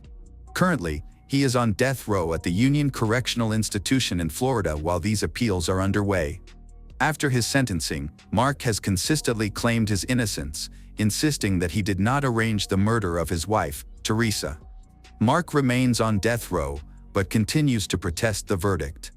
In February 2025, a judge granted him an evidentiary hearing, which will determine whether he is granted a new trial. The tragic case of Dr. Teresa Sievers is a heartbreaking tale of betrayal and greed, a testament to how love and trust can be corrupted by dark motives. A devoted mother and a talented physician, Teresa became the victim of a murder plot orchestrated by the husband she once trusted. Secrets kept behind closed doors, combined with financial pressures and moral turpitude, led to a tragic end that took the life of a precious human being and left indelible pain for her family, friends, and the Bonita Springs community. The case not only exposed the brutality of the crime, but also served as a sobering reminder of the consequences of greed and a lack of compassion. While Mark Sievers faces a death sentence and continues to appeal, Teresa's story remains a reminder that justice, even when served, cannot fully undo the damage caused by crime. Timothy Wiltsey was born on August 6, 1985. His family called him Timmy. By 1991, when he was 5 years old, he lived with his mother, Michelle Ludzinski, in the small town of South Amboy, New Jersey. On Memorial Day weekend, which also marked the end of the school year, Timothy and Michelle went to a carnival at an amusement park in the nearby town of Sayreville. On May 25, 1991, Michelle's 14-year-old niece, Jennifer Blair Dilcher, and her mother came to visit. However, their plans changed, and they could not go to the carnival together.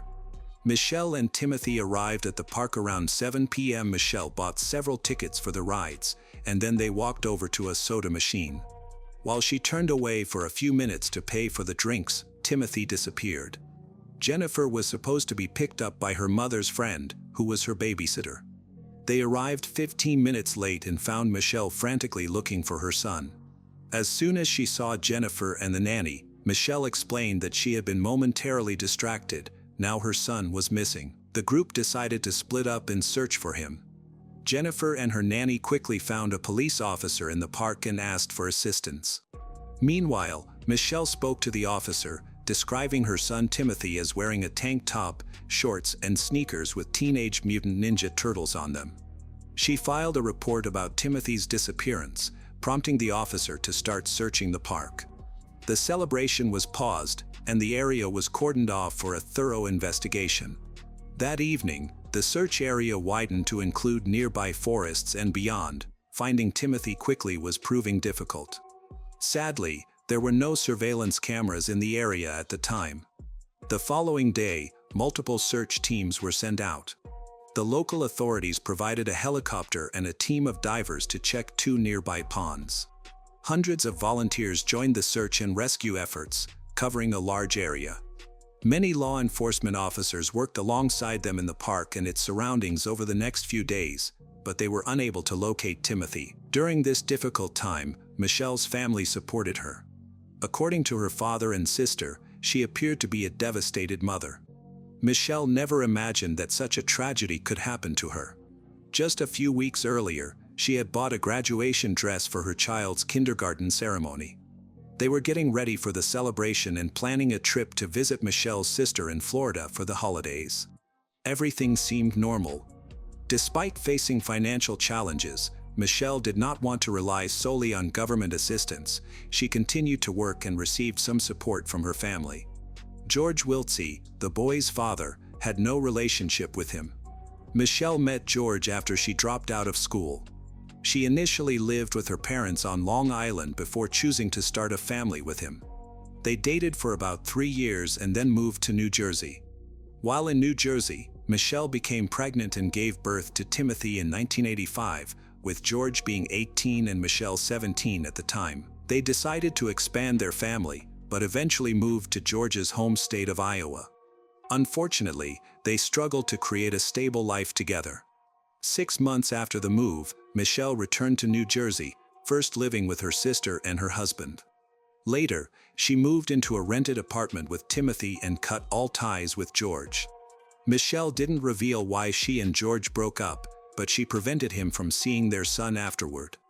George didn't provide child support, and Michelle rejected his assistance. She even sent back all the items he mailed for their son. People who knew them suspected that banned substance use might have played a role in their breakup, and George had physically assaulted Michelle at least once. George, however, argued that Michelle longed for New Jersey and her family, which led her to distance herself from him.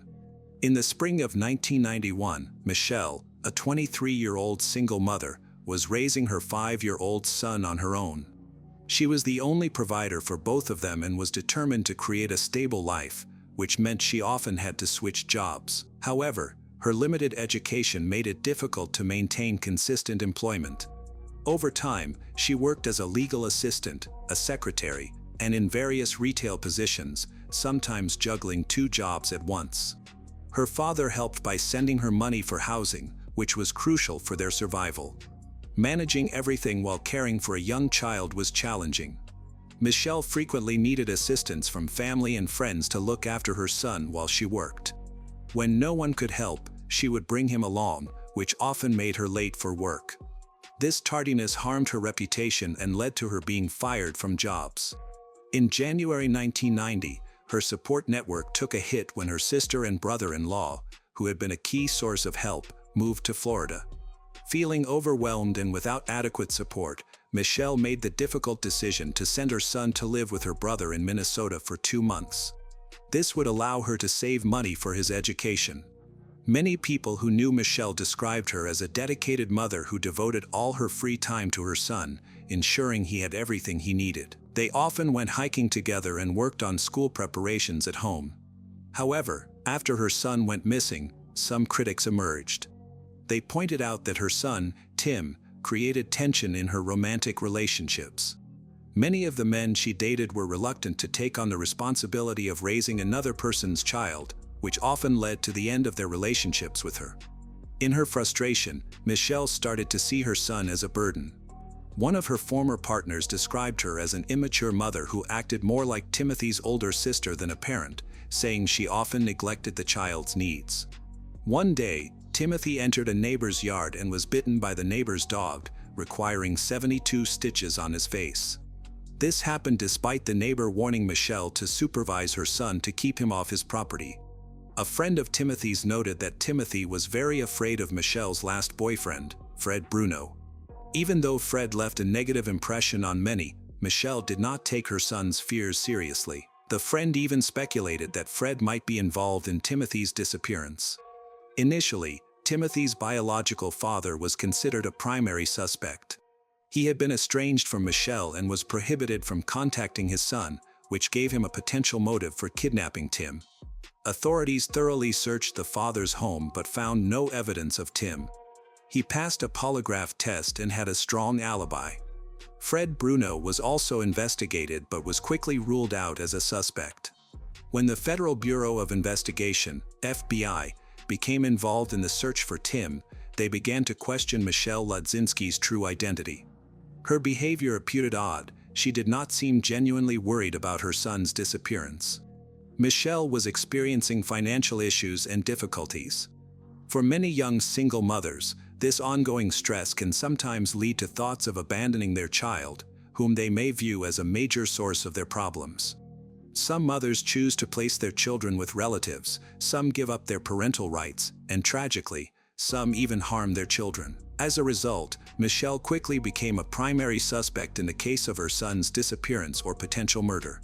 Authorities were eager to find out what she had done to him. Just days after Timothy went missing, she took a lie detector test but failed. A week later, she took another test and failed again. The expert who conducted the tests noted that Michelle showed significant emotional fluctuations, avoided eye contact, and seemed more focused on her own situation than on her child's well-being. Several clear signs of deception were observed, and investigators later found out that Michelle had lied to her close friends, claiming she had passed the lie detector test. The situation attracted a lot of public attention. Family members and neighbors also noticed that Michelle didn't express much emotion or seem to grieve for her missing child.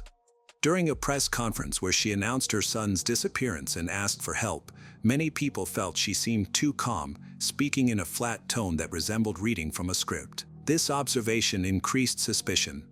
Although her relatives insisted she was deeply affected and just kept her emotions in check because of her personality, the inconsistencies in her behavior raised concerns. Michelle's account of her child's disappearance was inconsistent and raised suspicions. In the month after Timothy went missing, she kept adding more details to her story during each interaction with the police. Her narrative changed drastically. What initially seemed like a case of carelessness transformed into a kidnapping involving different attackers, first 2 men, then a man and a woman. This left law enforcement officials uncertain about the truth. Michelle believed her son was being held captive. She based this belief on a call from an anonymous individual who claimed that Timothy would be returned within a month if she remained calm. This is why she seemed so self-assured. Although this information couldn't be verified, it raised questions about why she would fabricate such a story. Her odd behavior prompted detectives to investigate her more closely. Given the time that had passed since Timothy's disappearance, they suspected he might not be found alive. Investigators checked if Michelle had received any large money transfers related to a potential sale of her son, but found no significant transactions, and her financial situation had not changed. They searched her home and car, initially suspecting that she might have harmed her son, but found no blood evidence. They went further and used luminol to detect any hidden blood stains, but again found nothing. However, Michelle's history of dishonesty led detectives and even her friends to doubt her credibility. One friend agreed to have her card tapped to try to extract a confession, but this attempt failed. Over the next 11 months, no damaging recordings or admissions were made, yet Michelle continued to offer inconsistent accounts of events. 3 extensive interviews were conducted, but aside from providing conflicting information, she did not give any new leads. Michelle struggled to understand why the detectives were so focused on her and remained convinced that her son was alive and would come back. In October 1991, an important discovery was made. A school teacher walking in the industrial area near the Raritan River found a sneaker that had a picture of the Teenage Mutant Ninja Turtles on it. It was known that Timothy loved these characters. A passerby, who had seen news reports about Timothy's disappearance, remembered that just before he went missing, Michelle had bought him similar shoes. Believing there might be a connection, the passerby contacted law enforcement for further investigation. When the sneaker was first shown to Michelle, she denied it was the same shoe she had bought for her son and listed several identifying features. However, she later hesitated and suggested that the shoe could possibly belong to Tim. This change in her story raised suspicion. The police continued their investigation and found that Michelle had previously worked at the industrial complex close to where a sneaker were discovered, coinciding with the time when Timothy went missing. Notably, she had not mentioned this to the detectives. Colleagues reported that her behavior changed after Timothy's disappearance. She frequently took walks by the stream bank, her workplace, during lunch breaks without providing any explanation.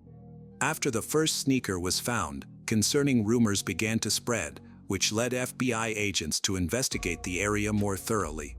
During a search along the stream bank, investigators found a skull and 10 other bones in and around a truck tire that had been dredged from the bottom of Red Root Creek.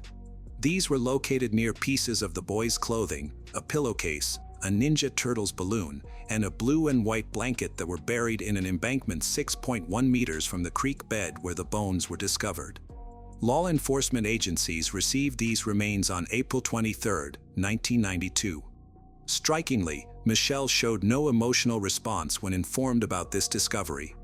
Fibers and hair taken from the blanket were analyzed, but they did not match Michelle's hair, Timothy's, or anyone from her family. The child's body was also examined closely, and dental records confirmed that the skull belonged to Tim. However, due to the missing skeletal bones and the complete decomposition of soft tissue, the medical examiner could not determine the cause of the child's death. By this time, Michelle had begun a new chapter in her life, moving to a neighboring state as if nothing had happened. At that point, there was no evidence linking her to the alleged murder, and the investigation went cold.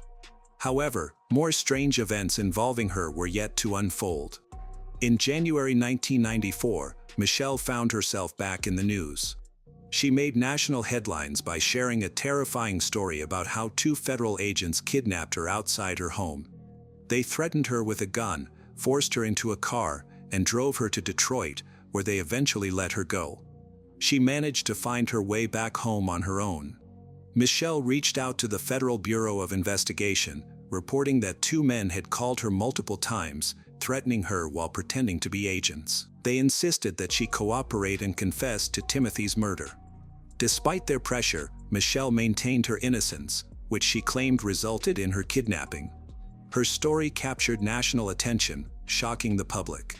Opinions were sharply divided. Some people were furious and called for the authorities to stop harassing her, while others supported the agents' unorthodox methods to extract a confession from a woman they suspected of killing her son. When she returned from Detroit, a note appeared on her door that read, "It's not over." It was thought that she had placed this note herself to support her fabricated kidnapping narrative. Michelle admitted to faking her own kidnapping by taking a bus to Detroit but refused to discuss her conflicting accounts of Timmy's disappearance any further. In March 1995, she was sentenced to 6 months of house arrest and 3 years of probation for the FBI hoax. The Sayreville police believed she staged the kidnapping to avoid being implicated in an investigation of her boyfriend, a police officer from neighboring Union County, who had been accused of improperly checking the license plates of cars that Michelle claimed were following her. In May, the police department decided not to take any action against him in relation to the charges.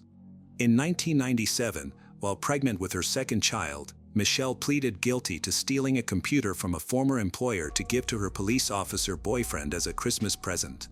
Upon receiving the computer, he realized it had been stolen and reported it. She was subsequently sentenced to house arrest for 4 months and was also placed on probation for an additional 3 years.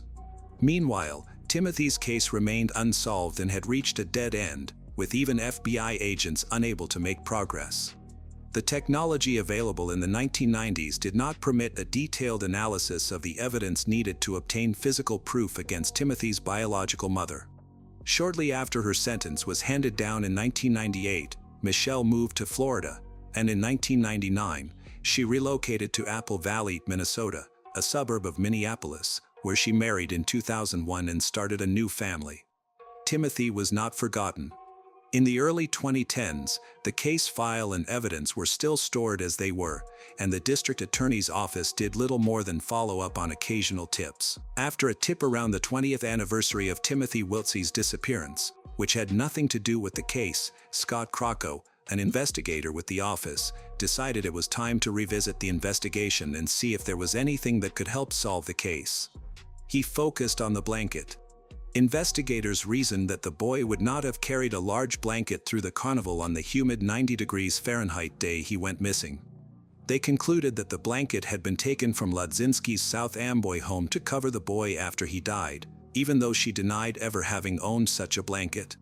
Detectives believe that the blanket should have been recognized by people who had interacted with Michelle before her child's murder and then reconnected with her relatives and friends afterward.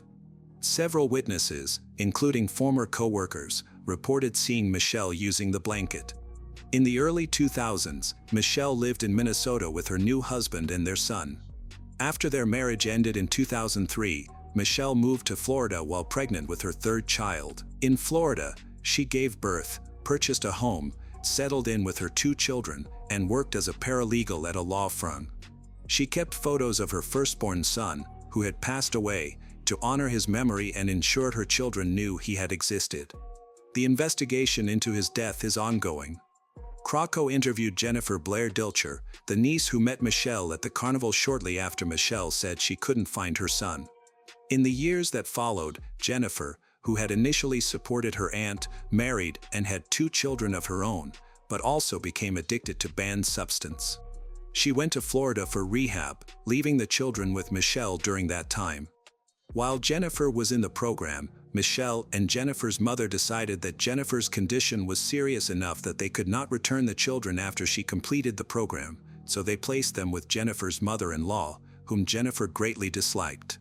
It took Jennifer some time to regain custody of the children, and she considered Michelle's decision a betrayal. At Krakow's behest, Jennifer began contacting her aunt on Facebook about the case, hoping that Michelle might confess or make some incriminating statement. After being unsuccessful, Krakow showed Jennifer blankets, pillowcases, and a red jacket. She immediately told him that the blanket had been in Michelle's apartment and that Timothy had wrapped himself in it during her babysitting sessions. 2 other women who helped care for Timothy also recognized the blanket. This evidence established a crucial connection. It became evident that the blanket couldn't have been mistakenly left near the body, suggesting that Michelle had intentionally brought it to the industrial complex, thinking the body would remain undiscovered there. On August 6, 2014, what would have been Timmy's 29th birthday, following a sealed grand jury indictment, Michelle Ladzinski was arrested in Florida and charged with his son's murder. Prosecutors believed they had sufficient evidence to secure a conviction for first-degree murder. The hearings drew a crowd of concerned individuals, and opinions were mixed. The trial was difficult and stretched from March to May 2016. The only new evidence presented was the testimony of several witnesses stating that the blanket found near the boy belonged to his mother. Jennifer testified at her aunt's trial, claiming she saw the blanket in Michelle's home and believed in Michelle's guilt. However, several witnesses said they had never seen the blanket in Michelle's home, and there were no photographs showing it with her and the boy. Fibers and hairs taken from the blanket were re-examined, providing more detailed analyses than the microscopic tests done in 1991. Unfortunately, these results showed that none of the hairs belonged to Michelle or Tim. Additionally, the prosecution pointed to Michelle's strange behavior. Her inconsistent statements and her calmness when discussing Timothy seemed to suggest her involvement. However, the defense attorney effectively argued that this evidence was insufficient to label the defendant a murderer. The location where the remains were found was only a few hundred meters from the building where Michelle Ladzinski worked at that time. It was an inconspicuous area that almost no one visited. Michelle was aware of this and may have deliberately chosen this place to hide the body. The prosecutor was convinced that there was too much circumstantial evidence, all of which pointed to the boy's mother. However, Michelle's lawyer argued that from May 25, 1991 to April 1992, when the body was discovered, several major storms had occurred. Independent experts confirmed that the Red Root stream, near which the skull and belongings were found, had overflowed its banks. It was located not far from the amusement park where Timothy disappeared, so the water could have carried evidence to that location. This was indirectly supported by the fact that many fragments of the boy's skeleton were never found. The prosecutor's approach had evolved since the investigation in the 1990s. They argued that Timothy had never gone to the amusement park. He had actually been missing long before then. A new theory was presented to the jury. Michelle had gone to the park alone after disposing of her son and had asked relatives to pretend an abduction had occurred. Meanwhile, Michelle's testimony kept changing. The defense attorney provided an explanation for Michelle's unusual behavior. An independent psychiatric evaluation revealed that she has antisocial personality disorder, which may have contributed to her confusing and inconsistent stories. The lawyer noted that the disorder became particularly evident in 1991, right after her son went missing. This was used to explain her strange actions, which were seen as responses to extreme stress and trauma. The evaluation confirmed the diagnosis, with evidence suggesting troubling behaviors. Consequently, the lawyer argued that Michelle's dishonest claims, including her stories about kidnapping, were a result of her illness. At trial, the prosecution argued that Michelle had murdered her son. They claimed that due to giving birth at a very young age, she faced ongoing financial and emotional challenges. Timothy had grown up during a particularly tough time in Michelle's life. Timothy did not have a relationship with his father, George. Michelle kept George from having contact with him and consistently turned down any offers of assistance. With no support system, she struggled to improve her circumstances, and her relationships with men were unsuccessful, which further complicated her situation. The Lodzinski family was divided during the hearings. Michelle's father and sister believed she was a good mother, while her brother and niece, Jennifer, suggested she may have been involved in Timothy's death. Michelle's defense also presented testimony from an Arizona man who claimed that a former inmate from Georgia had confessed to him that he had abused and killed a young boy somewhere near Atlanta. The testimony did not provide any evidence that the man was in the Sayreville area at the time of Timothy Wiltsey's disappearance, and the man himself denied this on the stand. Prosecutors further questioned the Arizona man's credibility by pointing out that he had previously accused another man of assaulting and abusing him. Another witness testified for the defense about a possible third party, a resident of an apartment complex near the festival, who saw several men throw something about 4 feet long, wrapped in white cloth, into the trunk of a car before driving away quickly without turning on the headlights. After hearing testimony from 68 witnesses, the jury began deliberating in May. The next day, a week before the 25th anniversary of Timothy's disappearance, the jury returned a guilty verdict for first-degree murder. Sentencing was scheduled for August 2016 but was postponed as Michelle's attorneys appealed the judge's earlier rulings regarding jury misconduct and insufficient evidence. Shortly thereafter, the defense moved for a judgment of default, requesting the judge to vacate the conviction and acquit her on the grounds that the evidence was insufficient for a reasonable jury to convict. The judge denied this motion, and in January 2017, he sentenced Michelle Lodzinski to 30 years in state prison without the possibility of parole. After the trial, the jury told reporters that their opinions were mixed. Not all of them believed she was guilty. They were particularly influenced by the unusual testimony from Michelle, which implied that she was hiding something. However, they questioned why she would do that if she were innocent. Immediately after, Michelle's defense team approached the case with renewed determination. They aimed to have her acquitted, emphasizing that there was no physical evidence linking her to Timothy's death. Extensive checks and tests were conducted, but there were no traces of the boy's blood or any indication that Michelle had harmed him or concealed his body. After their appeal was denied, the lawyer escalated the case to the Supreme Court, highlighting the uncertainty surrounding Timothy's cause of death. He proposed that Timothy might have simply run away from the park and died from natural causes, insisting that no one had killed him. Additionally, he pointed out that several legal standards required for a murder charge and conviction had not been met. The Chief Justice recused himself from the case, and with the remaining justices unable to reach a consensus, the guilty verdict was upheld. The defense attorney, undeterred, after the 2016 conviction, Michelle's defense team appealed, escalating the case to the New Jersey Supreme Court, where Chief Justice Stuart Rabner recused himself. On December 28, 2021, the court vacated the conviction by a 4-3 decision, citing insufficient evidence to prove murder beyond a reasonable doubt. Michelle Lodzinski was released from Edna Mahan Correctional Facility that day, having served over 7 years. Double jeopardy prevented a retrial. She reunited with her family in Florida, where she had previously relocated. Despite the legal outcome, her brother and others, including George Wiltsey, continued to suspect her involvement, though no new evidence has emerged to reopen the case. After her release, Michelle's brother, who had testified against her during the trial, stated that the jury was correct in convicting her of murder. He argued that the lawyer did not rectify a significant wrong, but instead took away justice for little Tim.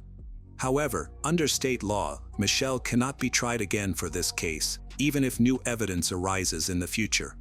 The boy's biological father, George, still suspects that Michelle was involved in their son's death. He questions whether she committed the act herself or if she knows who did. Many of Michelle's family members also believe she is guilty, citing her strange behavior, inconsistent statements during interrogations, and the FBI's mishandling of the kidnapping. They are puzzled by why Michelle focused her time and energy on these issues instead of seeking the truth about her son's case. Although Timothy Wiltsey's murder remains officially unsolved, many believe that his mother evaded responsibility. Sweet, tender feelings can quickly turn into frustration, disappointment, even outright hatred. In those cases, the most reasonable thing to do is end the relationship. When large sums of money and the temptation of quick riches are involved, the life of a person can be at risk. Gary Bentley's situation is not unusual. There have been cases where people have been harmed over much less. In this case, however, the killer was motivated by the prospect of gaining $1 million and achieving a life of comfort. Did Gary suspect that something terrible might happen? His parents believe he did. They had a bad feeling about his situation and were worried for his safety, trying to protect him. However, Gary couldn't believe that the love of his life, the mother of his child, could actually commit murder. He fought hard to salvage his failing marriage for the sake of his son, but ultimately, he lost his life, leaving the boy an orphan, even though his mother was still alive. Gary Wayne Bentley was born on August 31, 1984, in Louisville, Jefferson County, Kentucky. He was the youngest of 2 children in the Bentley family, with an older sister named Amy. From a young age, Gary and Amy shared a close and trusting bond. The Bentley family operated their own farm and worked diligently to provide for their children, ensuring they received a quality education. The children actively participated in the farm work, contributing to the family's efforts. Overall, the Bentley family was close-knit, offering each other care and support. From a young age, Gary was very close to his dad, Gerald. They enjoyed spending time together, often going fishing, hunting, and camping. Gerald taught Gary important skills, including how to handle a gun, navigate the wilderness, identify edible mushrooms and berries. As a teenager, Gary became seriously interested in firearms, learning to use them proficiently and eventually starting a collection. Almost every weekend, he and his dad would go hunting or fishing together, solidifying their bond as best friends. Those who knew him described him as kind, easygoing, always ready to help others. He excelled in school, avoided negative influences, maintained good habits, and never encountered legal trouble. Gary was a quiet and home-loving young man who prioritized his family. After high school, Gary attended college in Frankfurt, the state capital, where he studied engineering. Upon graduating, he returned to his hometown of Louisville and began his career as a basic electrician, rapidly advancing in his profession. In college, Gary met Tasha, who became the love of his life. She was about 1.5 years older than him, but that age difference didn't matter to them. They began dating soon after meeting, and in 2006, they moved in together near Gary's parents' home.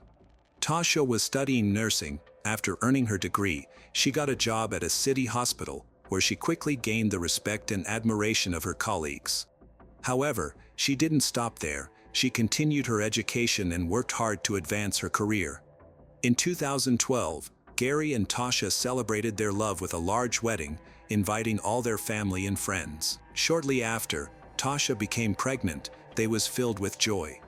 In the spring of 2013, they welcomed their baby boy, Connor.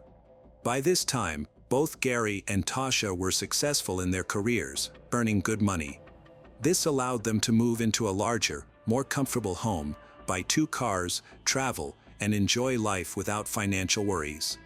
Gary dreamed of having a big family and wanted at least 2 more children with Tasha.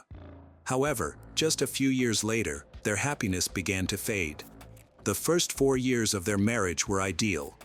Others admired them as a perfect couple. They held respected, well-paying jobs, were wonderful parents, good friends. They frequently hosted parties at their home for family and close friends, were always eager to assist anyone in need. Gary's parents, Gerald and Lisa, were thrilled with their daughter-in-law and grandson. In 2016, the Bentley marriage began to face significant challenges. Their relationship started to suffer when Tasha encountered unexpected difficulties at work. She frequently expressed frustration about her co-workers, her boss, and the difficult working environment. Gary tried to support her, but he cautioned her against quitting her job too hastily, as finding another position with a decent salary would be challenging. In the fall of 2016, they wanted to reduce stress, so they decided to go on vacation. They left their son with Gary's parents and flew to a resort in Jamaica with their close friends, Amy Day and Kevin. The first few days were wonderful. They enjoyed the beach, explored the island, and had a great time together. However, Tasha appeared distracted. She constantly texted someone, became defensive when anyone asked about it. As the trip continued, arguments between Gary and Tasha grew more frequent. Their friends noticed that the fight seemed to start unexpectedly and quickly escalated, making Amy and Kevin feel uncomfortable. Soon after returning home from vacation, Tasha informed Gary that she had quit her job. Gary was concerned about her decision, as losing a stable income could negatively impact their family finances. However, being responsible and frugal, he had some savings that would help them maintain their lifestyle until Tasha found another job. Remarkably, just a day after quitting, Tasha was offered a consulting position at a large pharmaceutical company. This left Gary puzzled since she had not mentioned searching for a job prior to resigning. It seemed possible that someone had assisted her in securing this position, but Tasha dismissed it as luck, insisting that she had stumbled upon the interview by chance. Tasha appeared to be content with her new job, but her home life took a turn for the worse. She was often absent, stopped cooking, neglected household chores, and seemed uninterested in Gary's life. Most concerning was her lack of attention to their son, leaving much of the parenting responsibilities to his grandparents on weekends. Mrs. Bentley began traveling frequently, citing work trips as the reason. She was often on her phone, searching for private places to talk, and when questioned, she maintained that her calls were work-related, needing to discuss things with colleagues or bosses. Additionally, she added a password to her phone, something she had never done before, to keep it private. Her behavior became increasingly secretive and detached. Gary dedicated himself to their son, giving him all his love and attention. He lived for the boy, spending his free time with him and doing everything he could to make sure Connor felt loved, despite the ongoing arguments and Tasha's lack of concern. Gary still loved Tasha and wished to salvage their marriage, primarily for their son's benefit. Noticing the increasing tension in their son's family, Gary's parents decided to surprise him, Tasha, and their grandson with a trip to a beautiful resort in Mexico. They selected a cozy hotel in a quiet area, hoping it would create a peaceful setting for the family to reconnect and spend quality time together. The hotel had limited cell service, the internet was weak and frequently disconnected, encouraging the family to enjoy each other's company, relax on the beach, and take long walks. However, Tasha became increasingly frustrated by the lack of connectivity.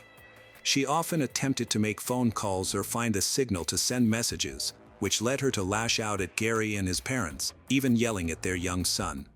Gerald, Gary's dad, noticed that Gary's behavior was unusual and felt it was time for an open conversation. He expressed his concern that Tasha might be unfaithful. Gary tried to brush it off with humor, but Gerald could see in his eyes that he shared the same worries while trying to act as if everything was okay. The couple fought daily, with Tasha insisting they cut their vacation short to address urgent work issues. Eventually, she packed her things and declared she would fly home alone. This forced the rest of the family to leave early with her, even though they had already paid for another week at the hotel and wouldn't receive any refunds. In the spring of 2017, Tasha called her father-in-law, Gerald, sounding upset.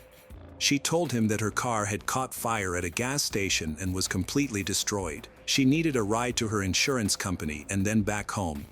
Gerald hurried to help her, but he felt uneasy about the situation. This was the third time since Tasha had been with Gary that one of her cars had mysteriously burned. Each time it happened at a gas station, leaving the vehicle in ruins and making it hard to find out the real cause of the fire. Each incident was blamed on faulty equipment at the gas station, and Tasha always received large insurance payouts. These fires seemed to occur approximately every 3 years, and Tasha would insure her cars for the maximum amount just before the fires, using different insurance companies each time. She claimed she didn't know how the fires happened. Some friends and family suspected she might have enemies sabotaging her cars. Nevertheless, after each incident, Tasha bought a newer, more expensive car, and the insurance companies had no valid reason to deny her claims, despite the suspicious pattern of the fires making it nearly impossible to prove deliberate damage. By the summer of 2017, Tasha began to disappear almost every weekend, claiming these absences were due to work trips. She became increasingly distant from Gary and their son, as if she were living a separate life. Friends, family, and even their neighbors started to suspect that Tasha was having an affair. These rumors deeply affected Gary. He stopped making jokes about the situation and would either remain silent or change the topic.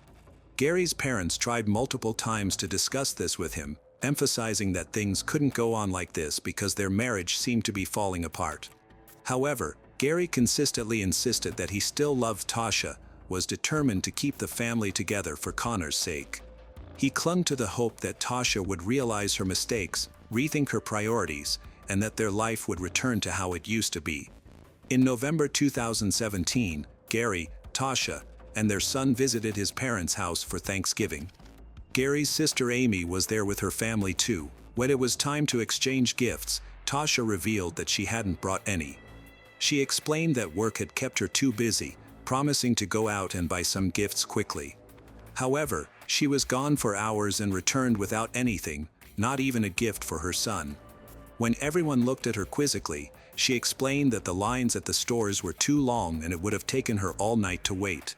This time, Amy couldn't hold back. She pulled Gary aside, asked him point blank if he realized that Tasha was probably seeing someone else and wasn't even trying to hide it anymore. Gary simply responded that they would handle it themselves. The following weekend, Gary called his dad, asked him to come over with some tools. Gerald was glad to help and arrived at his son's house within half an hour with everything he needed. As mentioned earlier, Gary had been collecting guns since he was young, and his house was filled with pistols, hunting rifles, shotguns, and more. He even had some rare items placed in different rooms. Recently, Gary decided to install a safe to store all his firearms securely. This sudden decision made Gerald a bit anxious, so he asked Gary why he wanted to hide his gun collection. Gary didn't provide a clear answer, but Gerald sensed that his son was afraid of something, and it didn't seem to be concerns about burglars. Later, when Tasha got home, she revealed that it was her idea to get the safe because she was scared and felt they might be in danger.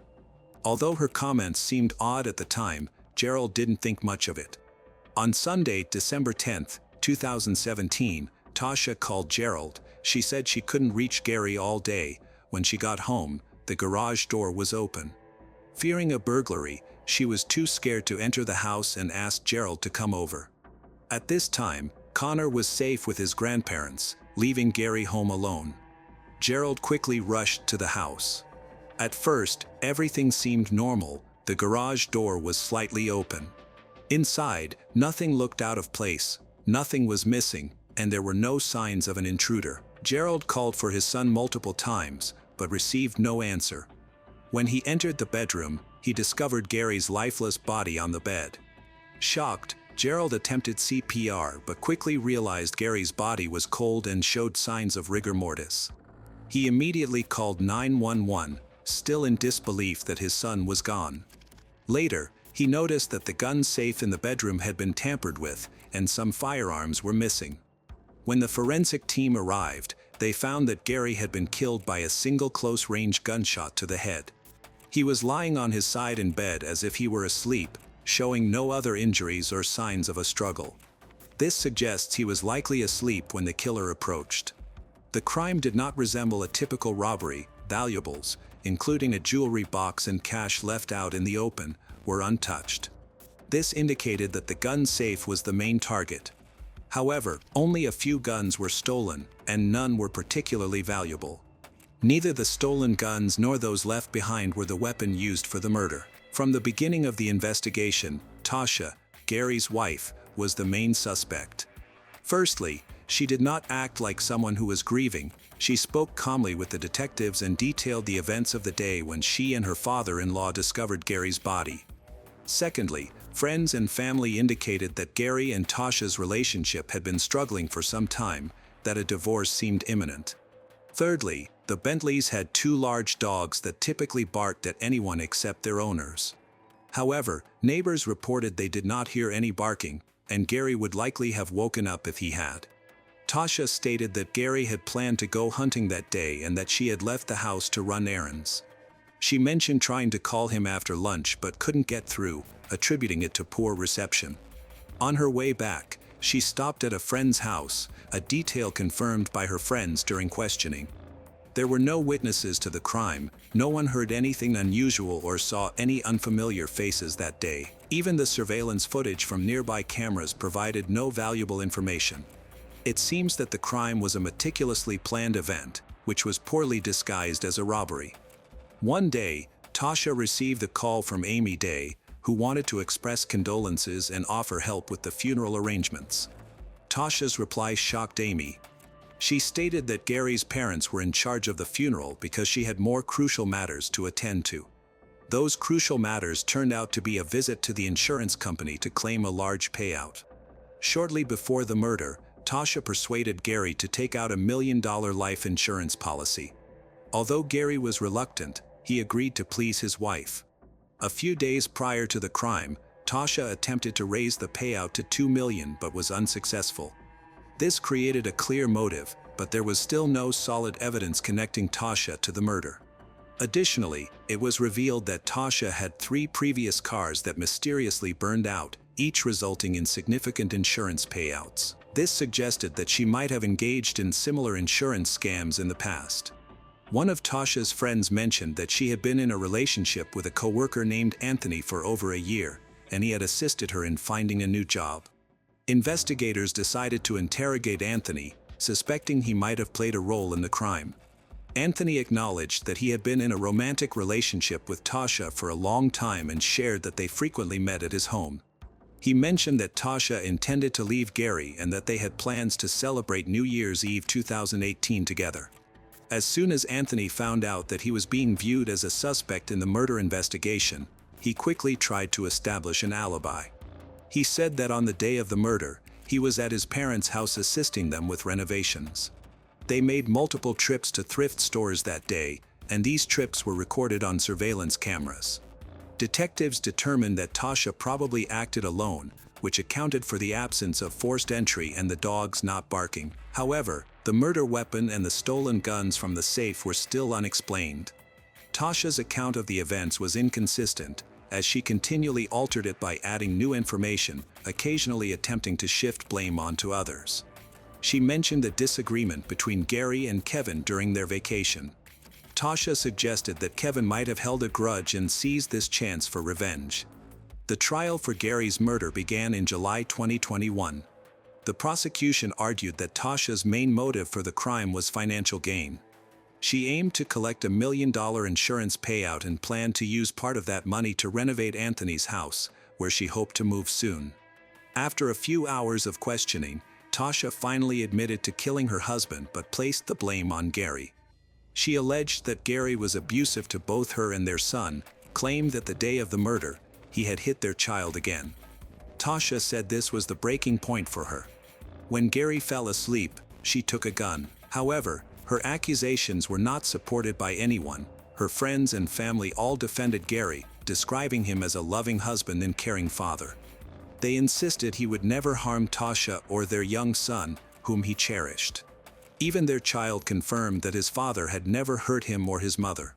Tasha eventually disclosed the location where she had hidden the guns she took from the safe, including the murder weapon, a pistol. Notably, the pistol had Anthony's fingerprints on it. Tasha had given the gun to her lover to keep, which resulted in his fingerprints being left on it. Her intention was to frame him if things did not go as planned, but she confessed before she could execute that part of her scheme. On July 20, 2021, Tasha Bentley was found guilty of premeditated murder and attempting to obstruct the investigation. She was sentenced to 55 years in prison, with the possibility of parole not before 2037. She is serving her sentence at the Kentucky Correctional Institution for Women. Little Connor lost both his parents in a tragic incident and is now being raised by his paternal grandparents. This case was highlighted in an episode of Investigation Discovery called American Monster. On July 29, 2016, Gabriella and her younger sister, Sunilda, started their day as usual. That evening, they planned to visit a nearby internet cafe to work on some school assignments. Because they didn't have internet at home, these trips to the local cafe had become a regular part of their lives. Going to the cafe was how they accessed the internet to stay connected and complete their assignments. Around 6 p.m., Gabriella and Sunilda left the house as usual, without causing any concern. But after walking a few blocks, Gabriella abruptly changed her mind. She told Sunilda that she wouldn't be accompanying her and that she was going to see her boyfriend instead. Sunilda was a little surprised but didn't ask any questions. Gabriella had gone off alone before. Gabriella assured her she would return soon, then walked away in the opposite direction. That was the last time the two sisters saw each other. Sunilda went to the cafe by herself. That evening, when she got home, she realized that Gabriella still wasn't back yet. Al principio, nadie le dio mucha importancia. Es como que los adolescentes se queden fuera hasta tarde, especialmente en verano. Sin embargo, a medida que anochecia, la preocupación empezó a aumentar. Liliana, their mother, tried to call Gabriella but got no answer. She sent messages on WhatsApp, which at first were not read. Later, the messages appeared as read, but Gabriella never replied. It was clear someone was seeing the messages, but not responding.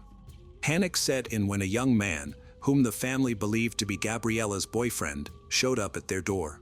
He asked a question that stunned everyone, because they had all assumed that Gabriella was with him. His confusion seemed real. He truly didn't know where she was. That moment changed everything. Until then, everyone had just thought Gabriella was out later than usual. If her boyfriend hadn't seen her that night, it's possible she never made it to meet him. That's when her family realized something was wrong. Sunilda remembered watching Gabriella turn a corner in the direction of a boarding house where one of their relatives had once lived. At the time, it hadn't seemed significant. The next morning, it was obvious that Gabriella was missing. Her phone was still active, but she didn't answer any calls.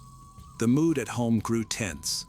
Her loved ones started reaching out to everyone they knew, relatives, friends, even her father, but nobody knew where she was. It seemed as though she had vanished without a trace. The family decided to take official action. Liliana contacted the local authorities, who then opened the missing person case. Soon after, flyers about the case were posted around the neighborhood. Friends, neighbors, and even strangers helped with the search. However, after Gabriella turned the corner and left her sister behind, no one saw her again.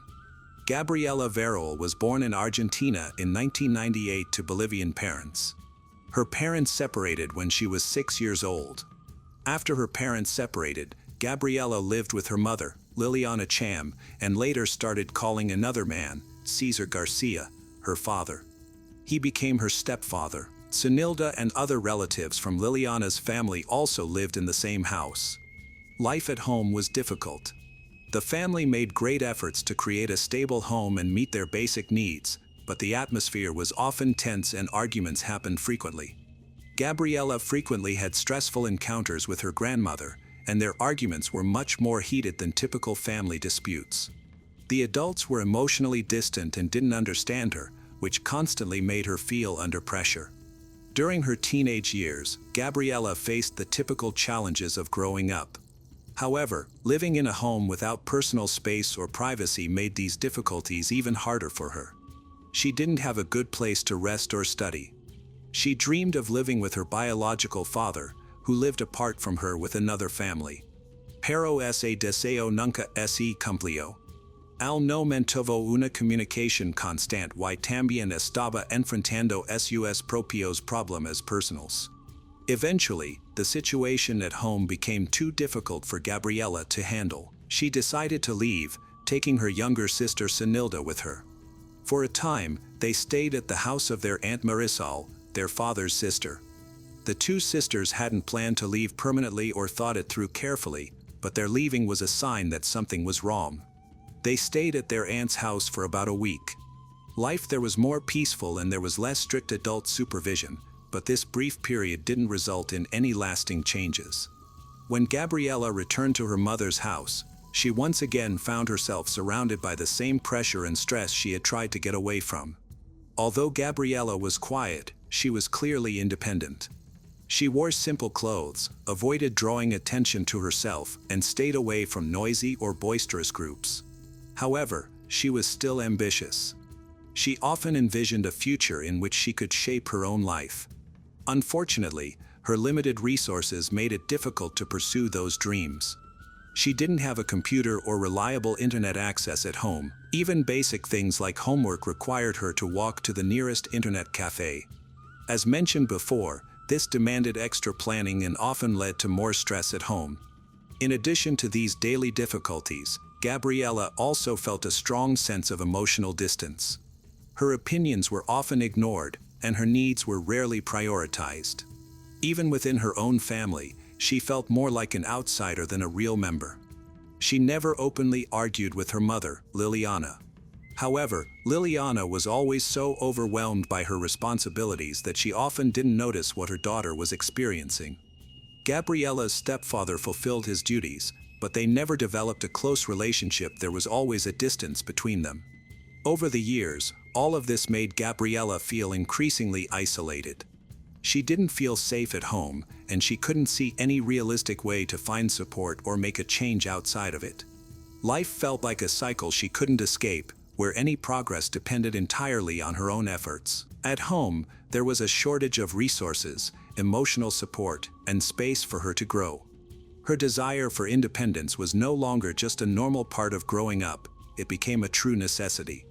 This mindset began to guide her choices and actions over time. Against this emotionally vulnerable but outwardly calm backdrop, a series of events began to unfold. These events would eventually lead to devastating consequences. Nestor Quintana, born in 1986, was married to Elizabeth Cham, who is Gabriela's maternal aunt. This marriage made Nestor a member of Gabriela's family, and they frequently saw each other, as they lived in the same household. For a long time, no one in the family had any concerns about his behavior. They saw him as calm, reliable, and responsible, with a respectable job at the Argentine Prefecture, a federal security agency. He didn't raise any red flags. He stayed out of arguments, helped with household chores, and was present at family gatherings. He was a quiet part of everyday life. He lived with his wife and her family, ate meals with them, took part in family gatherings, and helped with daily chores. To those around him, he seemed like a reliable and discreet adult who handled family matters appropriately and never overstepped his boundaries. Over time, small, isolated incidents began to occur, minor things that didn't seem concerning at first, such as a strange remark or an odd situation. There was no single event, but these details gradually changed how people saw him. After he and Elizabeth separated, Nestor left the family home. He moved into a low-cost boarding house near the area where his family still lived. At the time, his relatives thought this was simply the usual thing to do after a marriage ended. This move marked a turning point. It began a new phase in which his behavior slowly changed from neutral to unsettling, even though no one could clearly describe why they felt uneasy. Even though Nestor no longer lived with the family, he still kept in touch with them, especially with Gabriela. As time passed, people started noticing that he was spending more and more time alone with her. These meetings took place outside the home, in neutral locations. Neighbors who witnessed these interactions were unsure how to interpret them. One man remembered seeing Gabriela and Nestor together on a bus. Gabriella was sitting on Nestor's lap while he softly stroked her hair. The man felt uncomfortable watching this but chose not to mention it to the family. He later admitted that he hesitated because he was afraid of causing a scene or damaging family relationships. He decided not to say anything. Other people in the neighborhood reported seeing similar things. Several residents had seen Gabriella near the boarding house where Nestor lived. At times, she would go into the building, remain there for an hour or two, and then leave quietly. No one expressed any concern when this happened. Because Nestor had once been married to Gabriella's aunt, no one thought their interactions were unusual at first. Their family relationship led people to trust them and not question their meetings. Gabriella never told anyone she visited him, and there was no obvious reason to suspect anything improper was happening.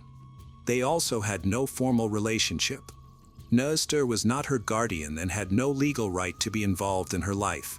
However, he was still somewhat connected to the family, so his actions were considered personal decisions and were not subject to supervision. Gabriella's family didn't keep track of where she was, believing she was either with friends or running errands. It was later revealed that many of their meetings took place at the boarding house where Nestor had rented a small room. He often invited Gabriella there, and they kept their visits private. She would arrive by herself and leave without drawing attention. Over time, their relationship changed in ways that went beyond simple familial affection. At the time, however, none of the adults realized how deep their connection had become. Even after his marriage to Elizabeth ended, Gabriella continued to seek contact with him. She never talked about what happened during those visits or shared any details with anyone. Only after she disappeared did people begin to understand the whole story, the clues they had previously missed. At first, there was no clear indication that Gabriella had any reason to keep secrets. She seemed calm and friendly around her relatives, but it later became clear that her relationship with Nestor was something she could not discuss openly. Reportedly, their connection began when Gabriella was just 13. At that point, Nestor was already a grown man, employed in a federal security role and married to her maternal aunt, which made the situation even more troubling. He was not just a stranger, he was a trusted adult in her home, connected to her family, and seen as safe by everyone around her. The first details of this story began to emerge when the investigation started. Friends who had never shown much interest in Gabriella's personal life began to comment. Several people admitted that they had suspected for years that something was wrong between her and Nestor. Some recalled seeing him repeatedly near Gabriella's school, offering her rides or finding reasons to be there. At first, his actions appeared to be motivated by concern, but over time they became more obsessive. The way he behaved was not what you would normally expect from a family member. He monitored her social life, tracked whom she spoke to, and showed signs of jealousy. Gabriella tried to maintain normal friendships, but Nestor's influence made her feel increasingly restricted. People close to her said that he constantly tried to contact her, often calling her repeatedly if she didn't answer immediately. Those who witnessed how urgently he needed to know her whereabouts at all times recognized this as a warning sign. In later messages used as evidence, he accused her of being distant, demanded explanations for her actions, and insisted that she account for how she spent her time when she wasn't with him. These were not isolated incidents, they formed a consistent pattern of controlling and obsessive behavior. Classmates remembered times when Gabriella would only attend events if he gave her permission. Initially, it appeared as if she was simply dealing with strict family rules or a difficult home situation. No one realized that the true reason was the pressure from an adult man who maintained a controlling environment around her. A close friend later recalled that Gabriella had once confided in her, saying she hadn't felt free in a long time and asking her to keep it a secret. At the time, it seemed like something typical a teenager might say. Later, those words would take on much deeper significance. Through the voice messages Nestor sent Gabriella, investigators made a disturbing discovery. He saw her as someone he possessed. In the recordings, his tone shifted between pleading and demanding. He accused her of cheating, doubted her honesty, and repeatedly insisted that she prove her loyalty. When Gabriella began spending time with someone her own age, Nestor started to act increasingly hostile. He made it clear that he could not tolerate her being close to anyone else, not even her friends. The investigation found that this caused tensions between them to escalate even further during that period. As Gabriella grew more distant, Nestor intensified his efforts to regain control. Meanwhile, her friends noticed that Gabriella's emotional well-being was deteriorating. She became increasingly anxious and withdrawn, and she stopped talking about her future. When she tried to leave Nestor, he responded by ramping up his manipulation. He pressured her psychologically, used emotional blackmail, made threats, and tried to make her feel guilty. Relatives living nearby had no idea this was happening. As investigators examined his actions more closely, a clear pattern emerged. He not only violated personal boundaries, but also purposely created a relationship of dependence by taking advantage of his age, his authority, and the trust the family placed in him. Gabriella's friends later confessed that, while they sensed something was wrong, they did not realize the seriousness of the situation. She remained silent out of fear, shame, and the conviction that no one would believe her if she told the truth. This silence allowed Nestor to maintain control over her for years. Gabriella grew up in a home without adequate support, which left her vulnerable. A man, initially only a relative, entered her life and gradually became a dominant presence from whom she could not escape. This situation paved the way for the tragedy that followed. After Gabriella went missing, the police launched an initial investigation. They questioned her sister, her mother, the young man she was dating, and several other acquaintances. Officers began searching the neighborhood and spoke with residents living within a few blocks of where Gabriella was last seen with her sister. Several witnesses reported seeing her later that evening walking down the street with a man. One witness specifically remembered seeing them heading toward the boarding house. Investigators believe that, given the time and place, Gabriella may have intentionally gone there. Meanwhile, some of Gabriella's friends, previously too afraid to speak up, began providing information. As more evidence was gathered, it became clear that Gabriella's disappearance was not accidental. There were no signs that she had run away or made a sudden decision to leave. She left without taking any belongings or informing anyone of her plans. After Nestor Quintana was identified as a person of interest, authorities brought him in for questioning. Initially, he appeared confident. He claimed he had not been in contact with the family for a long time, that he no longer knew anything about Gabriella's life, and that he had nothing to do with her disappearance. He explained that he stayed out of family matters because he and Elizabeth were divorced. At first, his answers seemed consistent. However, investigators soon found several contradictions.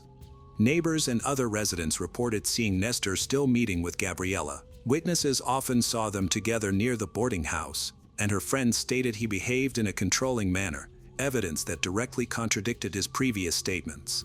The investigators intensified their questioning. Nestor was summoned for additional interviews, and with each session, he grew less confident. He began muddling the timeline, changing his story, and avoiding direct questions. Even those who had initially believed he was not involved began to have doubts. The situation shifted noticeably a few days after the investigation gained momentum. Nestor arrived at the police station without prior notice and asked to speak with an officer. This time, he admitted to having had contact with Gabriella and claimed to know where she was. Then he made a confession that changed the whole investigation. He stated that, as on previous occasions, he met with Gabriella on the evening of July 29th. According to him, they had an argument that night. Nestor said the argument escalated and, during the struggle, he lost control and accidentally killed Gabriella by strangling her. He revealed the precise location of her body, explaining that he had hidden it in his room at the boarding house, wrapped in bed sheets and plastic. He claimed that he had acted impulsively during an emotional breakdown and had not planned the act in advance. Police quickly proceeded to the location he mentioned. There, in the room he had rented, investigators discovered Gabriella's body. It was carefully wrapped in several layers of fabric and plastic bags and placed in the corner of the room. Forensic specialists arrived at the scene, determining that the body had been in the room for several days. However, because the room was sealed, decomposition had been limited. Investigators collected all nearby items for forensic examination. An initial autopsy determined that the cause of death was manual strangulation. No signs of sexual assault were found, so investigators ruled out such a motive. However, the main question remained unanswered. If the motive was not sexual assault, what provoked such a violent reaction? Some believe the act resulted from long-term emotional stress, jealousy, and an adult's inability to accept Gabriella's growing independence. Only further interviews and psychological assessments could confirm whether this theory was correct. The authorities informed Gabriella's family of Nestor's confession. The shock was immense. Her mother, stepfather, and other relatives could not believe that someone they had lived with was capable of such an act. Nestor, once regarded as a caring uncle, had now admitted to causing her death. For many people, the news was more than just devastating. It completely destroyed their trust in those closest to them. Cesar Garcia, Gabriella's stepfather, told reporters that he was struggling to understand what had happened. He said that Nestor had never acted suspiciously and was always seen as a trustworthy, ordinary family member. Gabriella's sister, Sunsilda, did not make any public statements and remained in shock. Their mother was so overwhelmed by emotion that she burst into tears. The family's grief was made even worse by a profound sense of betrayal. Although Nestor confessed, the investigation continued. Law enforcement needed to confirm whether his statements were true and to ensure he was not withholding any other information. His claim that his actions were caused by an emotional outburst was questionable, especially since he had carefully concealed the body. Investigators also looked into whether Nestor was trying to minimize his role in order to receive a reduced sentence. This issue became part of the case as it proceeded to trial. After Gabriella's body was found and a confession was made, Nestor Quintana's case entered the formal criminal investigation stage, and he was officially charged. However, during the very first court hearing, the situation changed unexpectedly when Nestor suddenly retracted his confession. He stated that the police had pressured him, used psychological coercion, and had not properly informed him of his rights. This new statement formed the basis of his defense strategy. Nestor's lawyer promptly took action to dispute all evidence that had been gathered from the confession. He claimed that the boarding house was searched illegally because there was no valid warrant. The defense also requested the exclusion of text messages, voice recordings, and witness testimonies that were collected before a lawyer was present. They argued that Nestor was mentally unstable at the time and could not understand the consequences of his words. Prosecutors remained resolute. The lead attorney stressed that Nestor's confession was both voluntary and detailed. He also pointed out that Nestor provided exact directions to where Gabriella's body was found, arguing that such specific information could not have been a coincidence.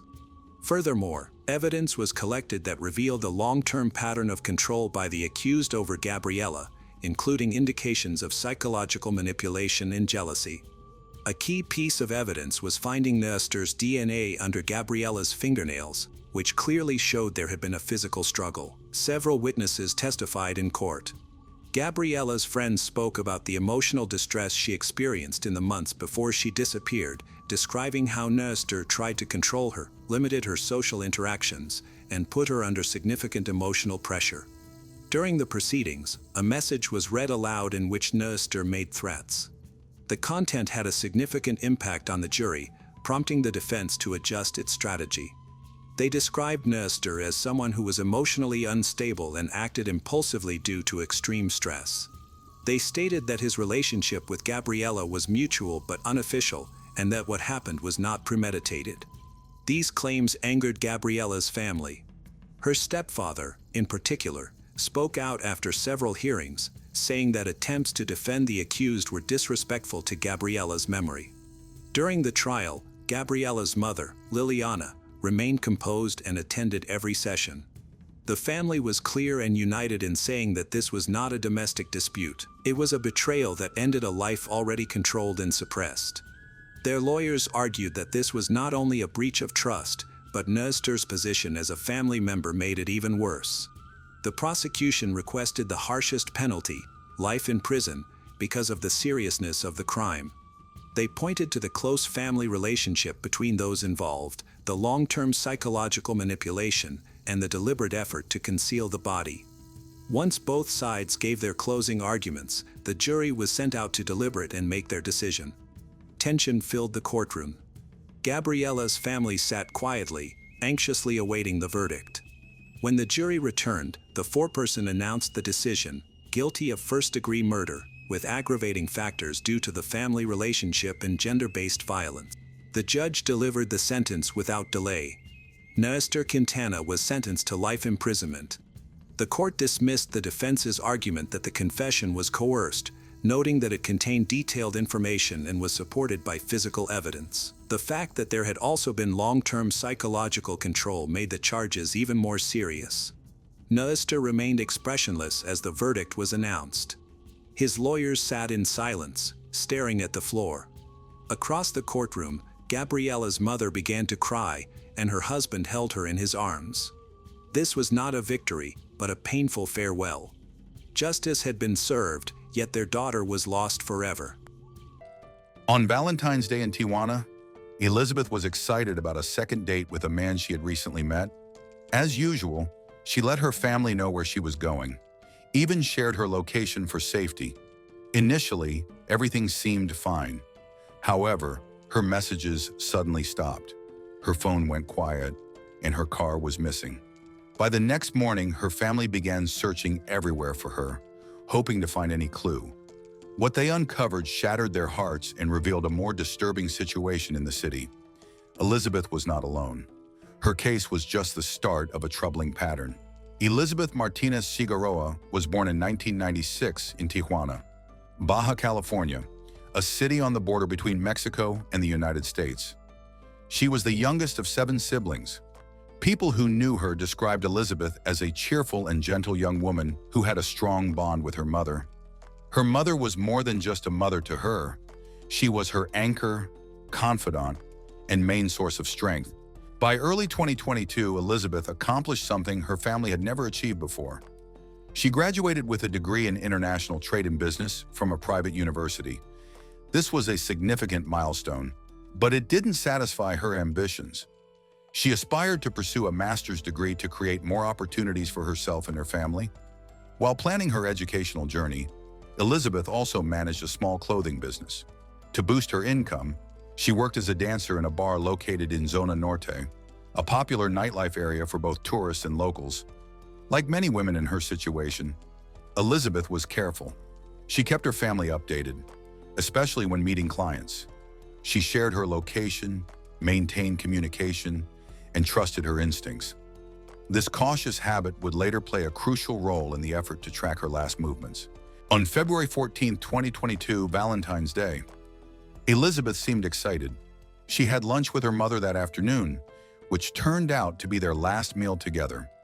Later that evening, she had a second date with a man she had recently met at work. He was American.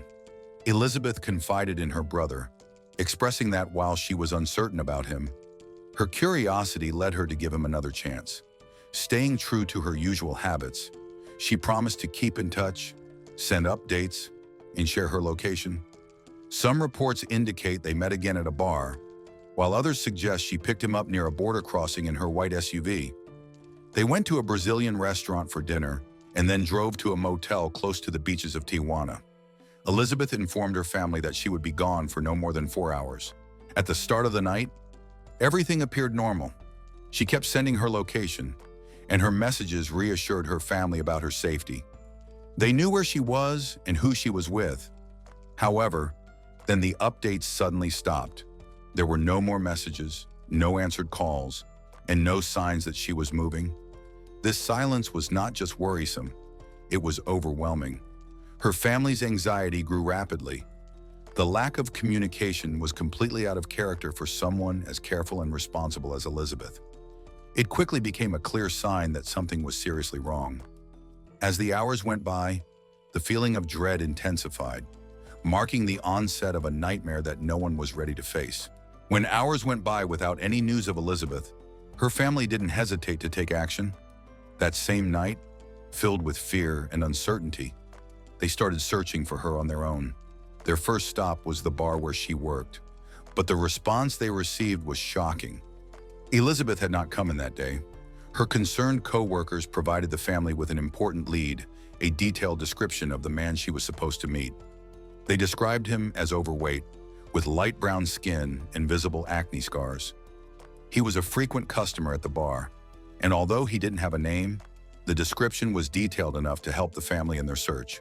By February 15th, the family was increasingly worried due to the lack of news about Elizabeth. They decided to report her disappearance to local authorities, but encountered a common hurdle: bureaucracy. They were informed that they had to wait 24 hours before they could file an official report. Determined not to delay, they took to social media, creating pages, sharing photos, and soliciting the public's help. Despite their efforts, it felt as though Elizabeth and her white Jeep Liberty had completely disappeared. On February 16th, authorities officially expanded the report to include her missing vehicle. GPS tracking of Elizabeth's phone showed her movements, first to a Brazilian restaurant near the river, then to a motel, and finally to a park. The last recorded location was a downtown hotel in Tijuana. Her brother hurried there, but hotel staff denied him entry, and there was still no sign of Elizabeth or her Jeep. On Thursday, February 17th, her family used the vehicle's GPS history to track it to a street in Zona Norte. A sense of dread settled over them. Something was definitely wrong. Elizabeth's mother and brother drove directly to the location. Although the Jeep was there, Elizabeth was not. They called the police, and officers and firefighters arrived within minutes to secure the area. Their attention quickly turned to the trunk of the vehicle. What they discovered confirmed the worst fears of Elizabeth's family.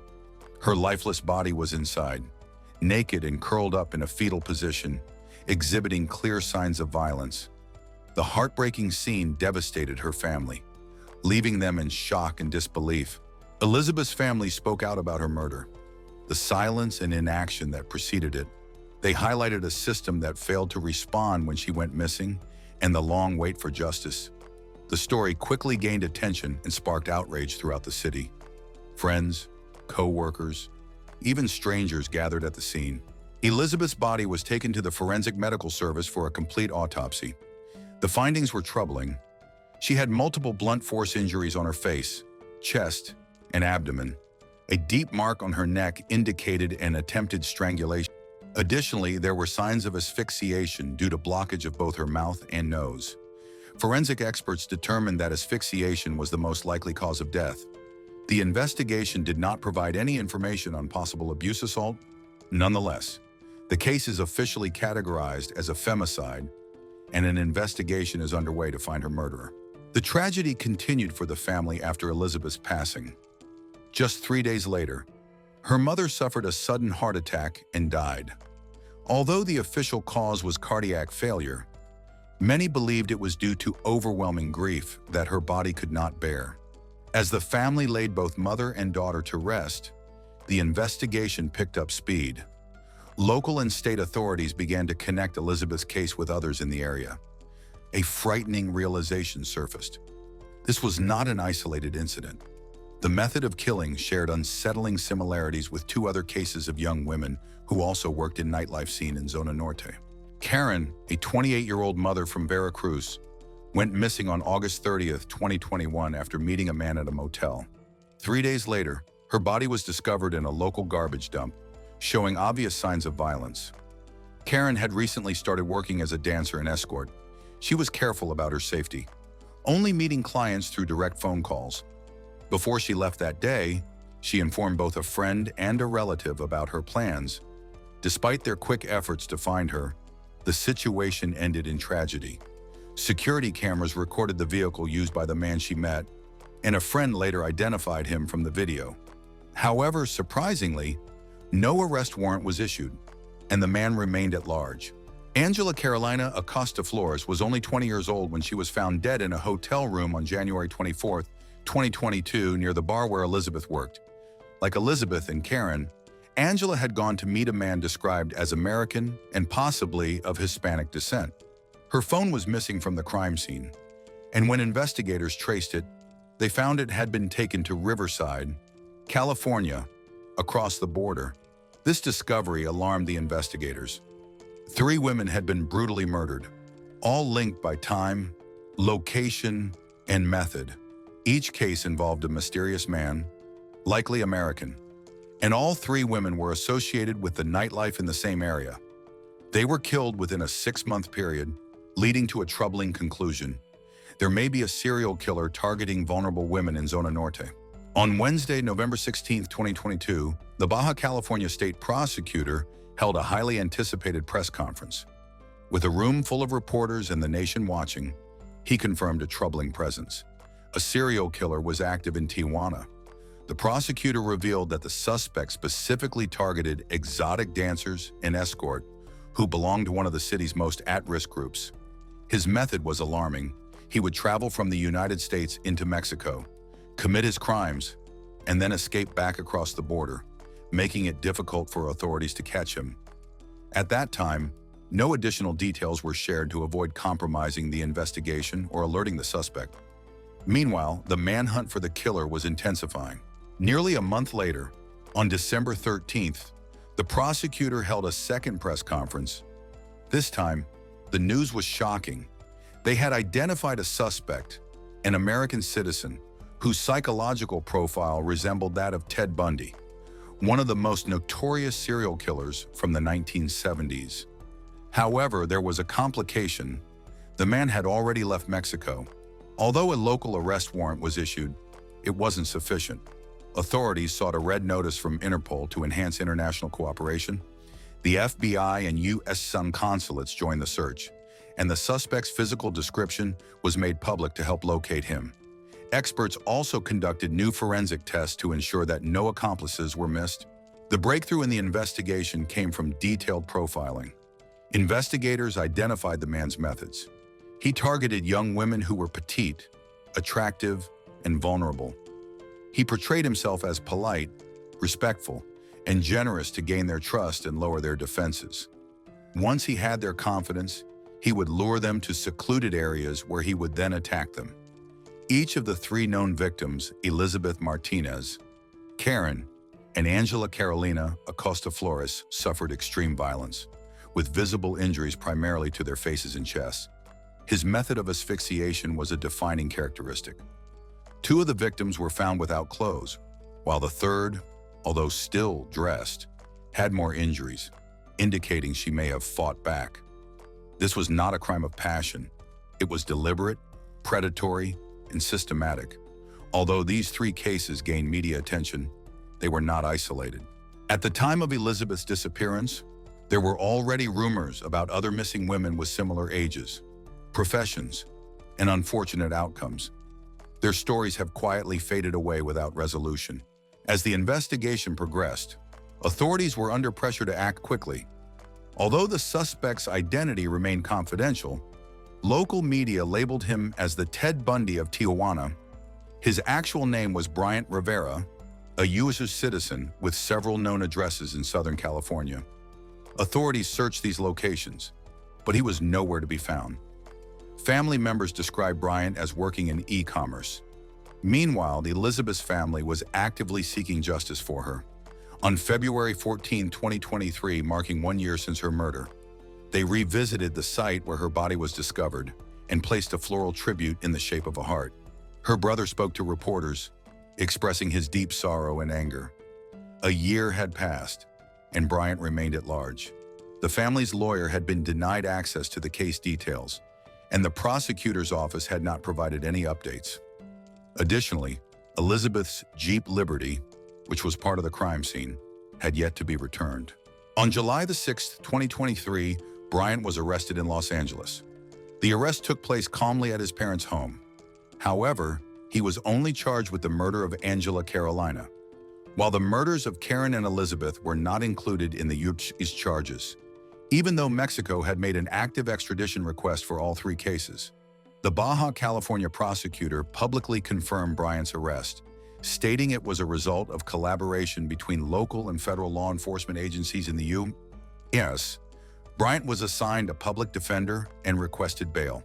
The judge denied the bail request, citing concerns about Bryant being a flight risk and a potential danger to women. He was ordered to remain in custody at Los Angeles County Jail. His family firmly rejected all allegations against him. His mother claimed he could never commit such acts of violence, and his sister even wrote a letter to support his character. However, the evidence suggested otherwise. On June 29, 2023, a federal judge in Los Angeles approved Mexico's request to extradite him. Family members of Angela were present at the hearing, along with the brother of Elizabeth. The courtroom was heavy with the sorrow of three grieving families. The judge emphasized that Bryant would remain in custody. As of June 2025, the extradition process is still ongoing. Legal experts estimate it could take up to 2 years to complete. If convicted of all three murders, Bryant could potentially face a total of 180 years in prison. However, due to Mexican law, the maximum sentence he could actually serve is 50 years. In addition, Mexican prosecutors have suggested that Bryant might be connected to a fourth victim, prompting them to investigate unsolved cases of missing women. Investigators are also re-examining surveillance footage from hotels and motels to determine if this predator has been active for a longer period than initially suspected. The situation surrounding Elizabeth has evolved from a personal tragedy to a representation of a larger national issue. Her death, along with the deaths of Karen and Angela, underscores the serious stigma and disregard that women in the escort industry encounter. When Elizabeth went missing, authorities did not intervene. Instead, it was her family who located her. It was her online activity, rather than official procedures, that ultimately pointed to her killer. Even now, despite an arrest, justice has not been achieved. The murder of Elizabeth Martinez Figueroa is a heartbreaking reminder of the vulnerabilities faced by women in Tijuana's nightlife and the devastating consequences of a system that too often fails them. Her vibrant spirit, her dreams of a brighter future, and her deep bond with her family were cruelly extinguished, leaving a void that echoes through her community. The cases of Elizabeth, Karen, and Angela reveal a chilling pattern of violence that demands urgent action. As Bryant Rivera's extradition process drags on, Elizabeth's family and countless others continue their relentless pursuit of justice, refusing to let her story fade into silence. This tragedy is not just a personal loss, but a rallying cry to confront the stigma, neglect, and impunity that perpetuate such crimes.